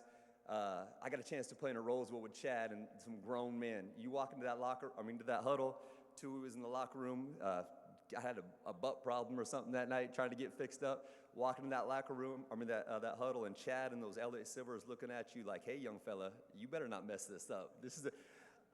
I probably could have thrown the ball 100 yards that night. I was fired up for that possession that I got, but it was so cool playing with you guys. John, my college roommate, love you, brother. We learned college together. Yeah, love you, man, holding for you, and we had some great times. Reg, man, I can't wait to be at that table when you're up here in 2 years. I love you, brother. I mean, one of the best to ever play. Man, it feels like yesterday we were driving around in my purple Alero, yeah, thinking about playing the University of Michigan. Like, man, if we can win this weekend, are we really going to beat Michigan? Can we win? Can we beat Michigan? That game, we start that game, and they come and press man coverage. There's no safeties. They're all up. I have to check to a fade to Reg. I check to a fade. He smokes his guy off the line of scrimmage. I throw him a good ball, like, oh, we're going to the house, right? He just muffs it out of bounds. He comes jogging back. He goes, hey, CP, stay with me, man. I'm so nervous I can't feel my hands right now. I said, me too, but we're all right. We're all right. Proud to say we went on to win that game. I think Reggie had 150 yards. He was the best player on the field as a true freshman. Just an awesome time. And it's crazy to think that's been 20 years. It's been 20 years. To the current staff, to Coach DeBoer, everybody here, Heidi, Shannon. Heidi, thank you for taking care of me. Love you. It's so cool to be able to be an old guy and come back and still feel the love here. You know, one of the biggest things I miss is my teammates and having those locker room bonds. But Coach DeBoer, thank you for letting us come back and feel a part of the program. It's so, so special and really, really cool. I'll kind of leave you with this. As you see my emotional guy parts here. Every time I come back here, I'm so emotional. I'm filled with so many different thoughts, and from the good times, the bad times, till we talked about mat drills and all the hard times, and last college pass against Washington State being a touchdown, all these different emotions. But really, it kind of came full circle. Came full circle for me 2 years ago. My relationships, my bond with the University of Washington is so much deeper than football. I had a health scare. I was told that I had to have open heart surgery. My wonderful wife, and I feel like I'm in good shape, good guy, feel like I'm healthy, but had an uncle who passed away and had to have an angioplasty in Nampa, and was told that I had to have open heart surgery. My wife and I sat around and were very emotional for a week. She decided to put it out on social media, the kind of what was going on, and so many different tweets, reshares. Kim Gurnals from dogman.com. Thank you for having everything that you do. Channing Wiles, an ex-Husky player, Husky punter, saw that post, shared it. Dr. Lombardi from the University of Washington Medical Center called me on New Year's Day 2022. Long story short, I was able to avoid open heart surgery by coming back up here across the street. I had a one-day procedure and avoided open heart surgery because of my relationships and my bond with this university.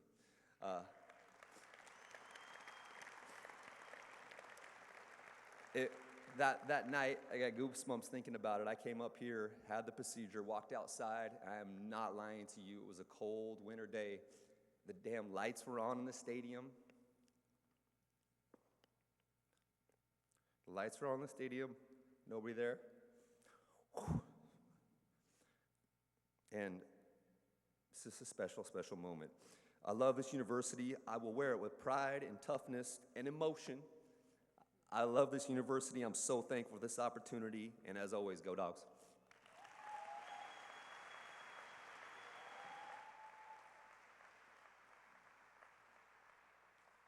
Newest Husky Football Hall of Famer, Husky Hall of Famer, football player Cody Pickett. And now we go to softball, and Ashley Charters, 4-year letter winner from Beaverton, Oregon, capped off an outstanding University of Washington career, becoming the program's 5th ever 3-time All-American, 2006, 2007, 2009, while also being named a 3-time All-Pacific Region and 4-time All-Pac-10 honoree.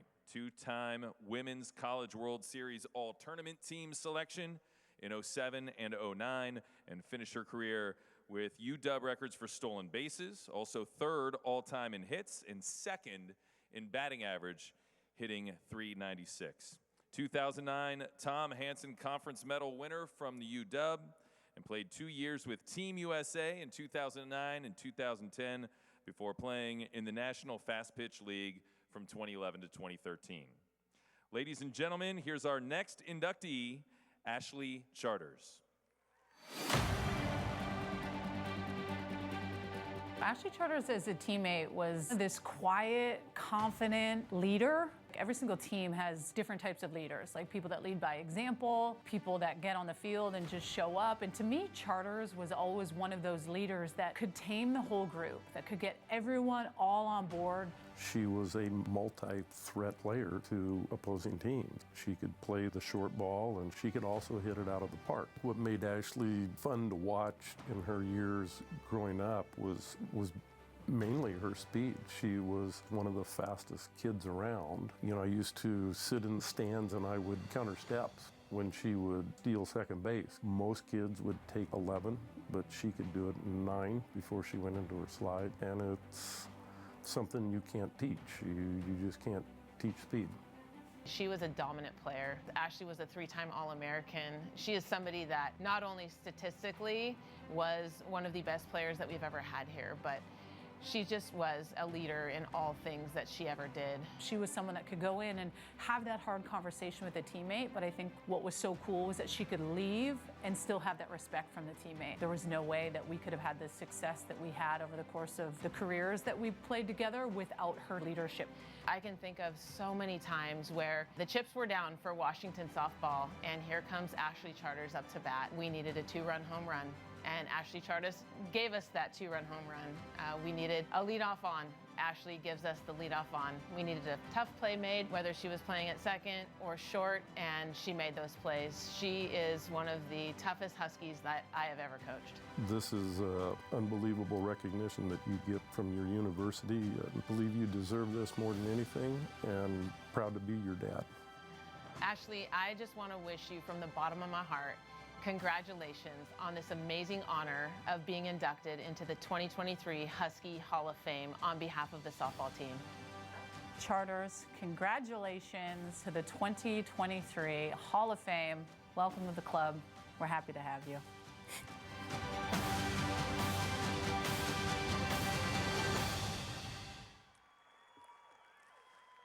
And bestowing the purple jacket on Ashley Charters tonight is her dad, Wilbur Charters, and her husband, Tommy Gatu, along with children Raylan, Peyton, and Braden.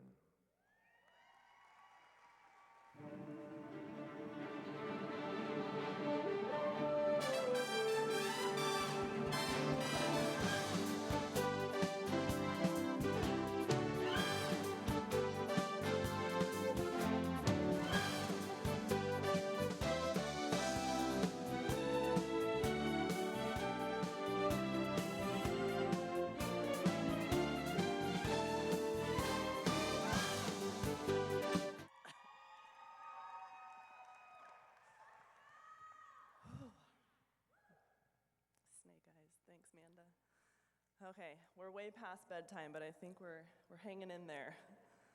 I practiced this a couple times, but usually they were screaming at me or throwing stuff at me, so if you can do that, I'd feel more comfortable.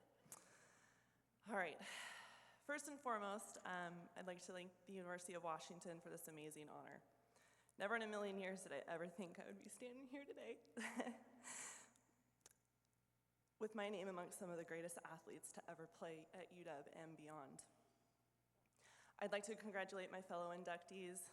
What a dream come true to be here amongst such elite athletes. To be inducted as an individual within a team sport was unimaginable. To be just the 6th softball player inducted throughout the program's 30-year history is absolutely humbling. I was 16 years old when my UW journey began. I had no idea where or if the opportunity to play beyond high school was even possible. I didn't know where I stacked up against all the other California kids when I was coming from small-town Beaverton, Oregon. I wasn't aware I had the ability to play at the Division I level, let alone the Pac-10 conference. I am forever indebted to former assistant coach Steve Daly, who decided to watch 2 Oregon teams play while he recruited in Las Vegas. I wasn't on UW's radar until that weekend. Steve convinced then head coach to give me a chance, and the pieces fell into place shortly after. I wanted to receive an education from the University of Washington, contend for a national championship, every year, obviously, and play on one of the most beautiful settings in college sports. 5 short years later, too many half-gassers, a few stolen bases, so many parking tickets, a lot of parking tickets, a couple degrees and 1 national championship. I am forever grateful to this university and the coaches that took a chance on me. During my time here, I met some amazing lifelong friends, many of who are here tonight. Thank you so much for being here. Wouldn't be here without you. Some of you formed the foundation and built the framework in which the softball program stands today. All of you helped us win our 2009 national championship. All right, here we go. Mom and Dad, where to begin?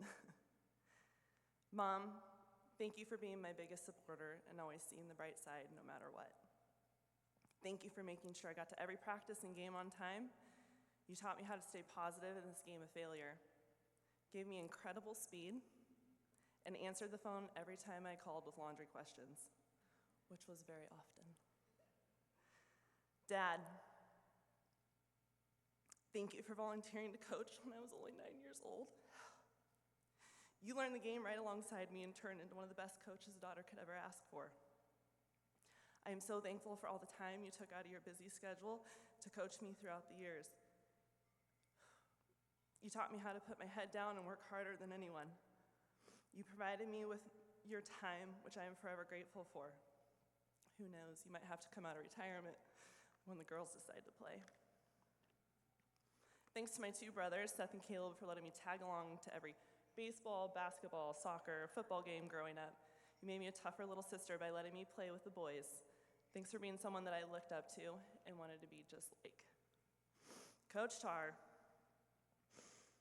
thank you for instilling confidence in me and trusting me that I could lead an already established program. You are the type of coach that I really enjoyed playing for. Thank you for being a great mentor and now friend. You have made a lasting impact on my life, and I will always be grateful. This university is lucky to have you continue to lead this amazing program of young women.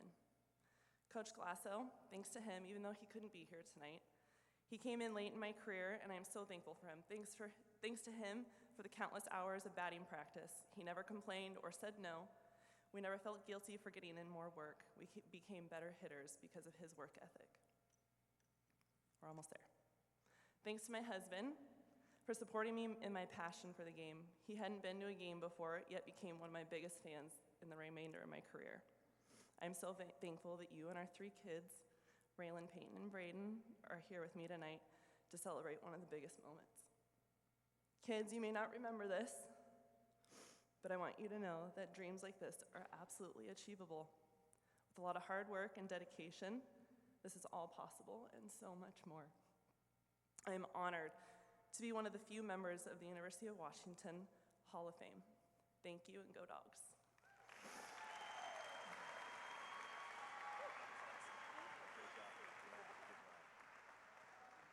So good. Ashley Charters, Husky Hall of Famer. And now for our last one of the night, we'll go to men's basketball and Isaiah Thomas. 3-year letter winner from Tacoma. Dynamic guard, Thomas completed a successful collegiate career as a 2-time first-team All-Pac-10 selection in 2010 and 2011, a 2-time Pac-10 tournament MVP, and 2009 Pac-10 Freshman of the Year and second-team All-Conference. Has 3 of the top 25 single-season scoring record seasons, and is the only player to have had 3 with at least 541 points in a year. Ranks 8th on the UW's all-time scoring list with 1,721 career points. Played 11 years in the NBA, a 2-time NBA All-Star, and once averaged 28.9 points per game in a season with the Celtics. That number 2 jersey right there is his. It's retired in 2018, and he hit maybe the most famous shot in the history of Husky men's basketball to win the Pac-10 championship against Arizona. Cold-blooded. Here is our next inductee, Isaiah Thomas.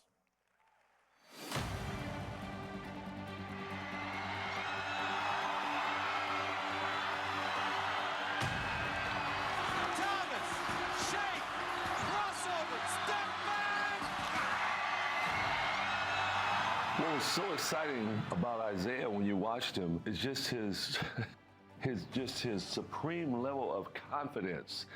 He was in such command of the ball, such command of the game. He could do what he wanted to do at any time he chose to do so. He could keep you on the edge of your seat.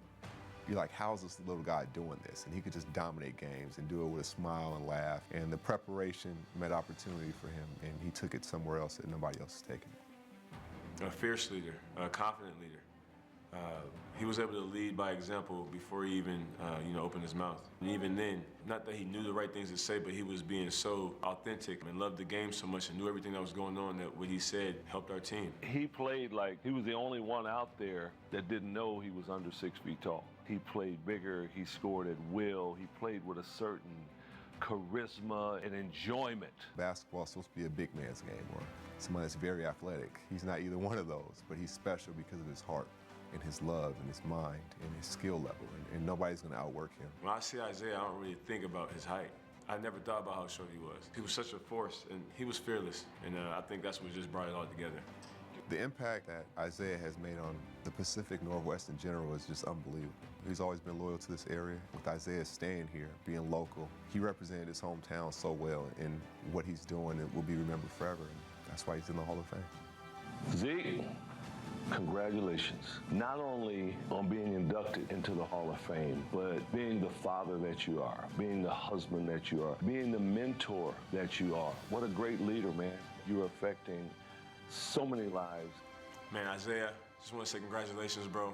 As you already know, you deserve it. You know, this is just us showing you just how great you are as a person as well as a basketball player. Your motivation to me, you always have been, man, you always will be. You deserve this and much more. Congrats, bro. Isaiah, it's your brother Jamal. You are a legend. You are somebody that inspires me. Being in the Hall of Fame at UW is legendary. I know how you felt when your jersey went in the rafters. This is just as legendary, and you deserve it. Nobody better. And we're all very, very proud of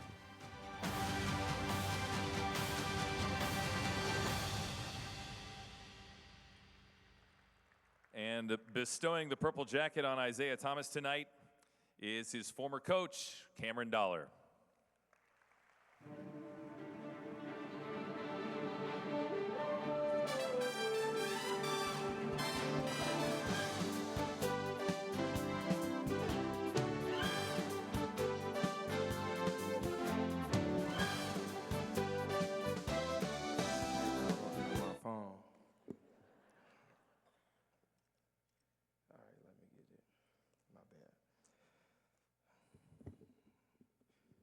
Mine's a little higher than yours was.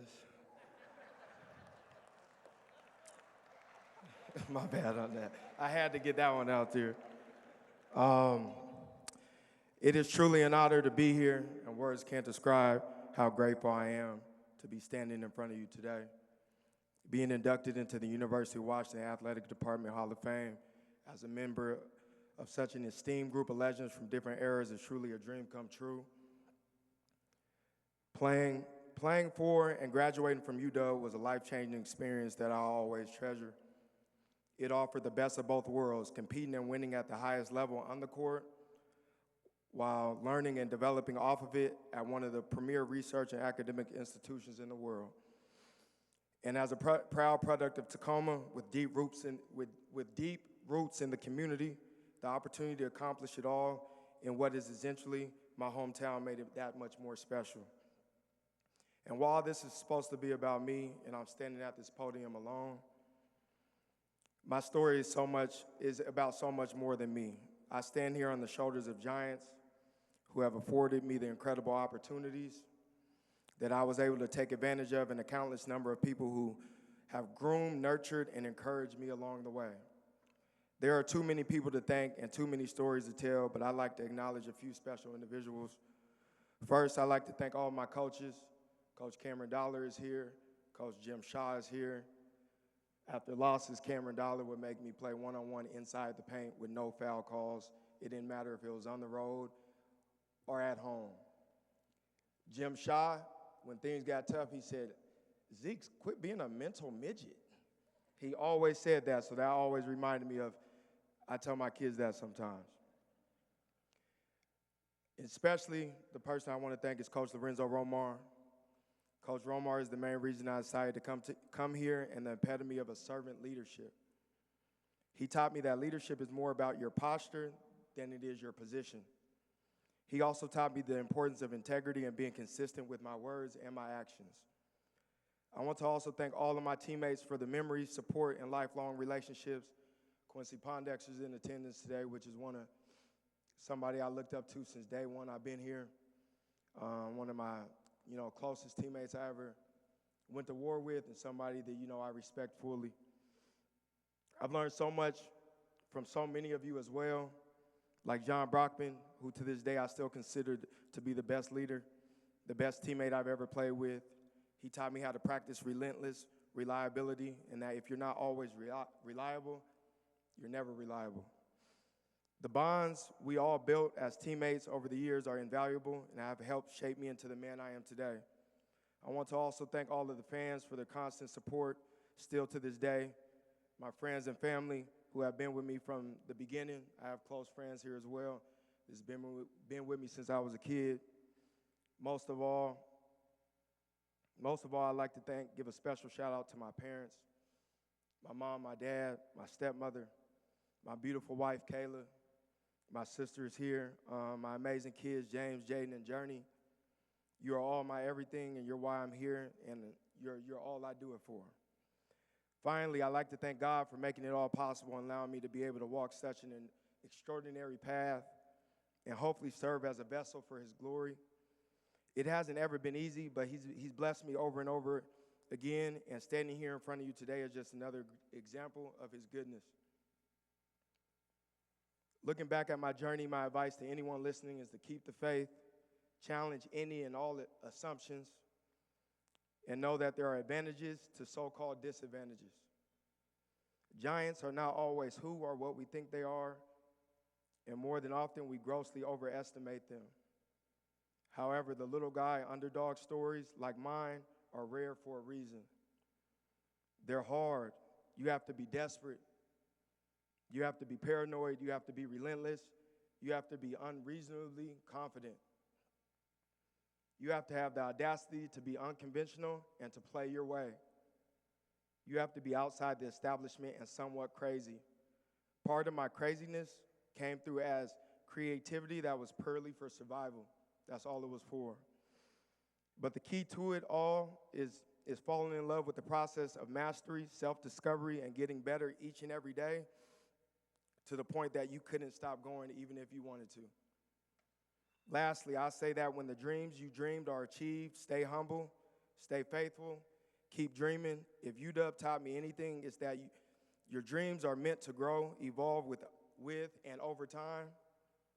And in the process of your experiences and networking and expanding, you realize that there are more opportunities out there or for you to go after, more expectations for you to exceed, more haters for you to prove wrong, more records for you to shatter, and most of all, more lives for you to inspire and positively impact than you can have ever imagined. That's what it's all about, and why I'm so proud to receive this recognition and be cemented into the history books as a member of the Husky Hall of Fame class of 2023. Thanks again. God bless. Stay on your slow grind, and go Dogs. I love you, China.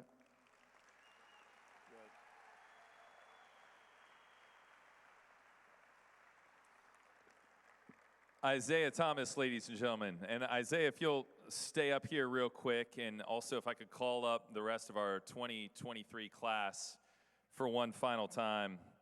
Tonight, Jim Smith, Ryan Brown, Paige Mackenzie, Steve Pelluer, Krista Vansant, Cody Pickett, Ashley Charters, and Isaiah Thomas all come on up to the stage. This is the 2023 Husky Hall of Fame class. Thank you for coming tonight. Good night. Go Dogs.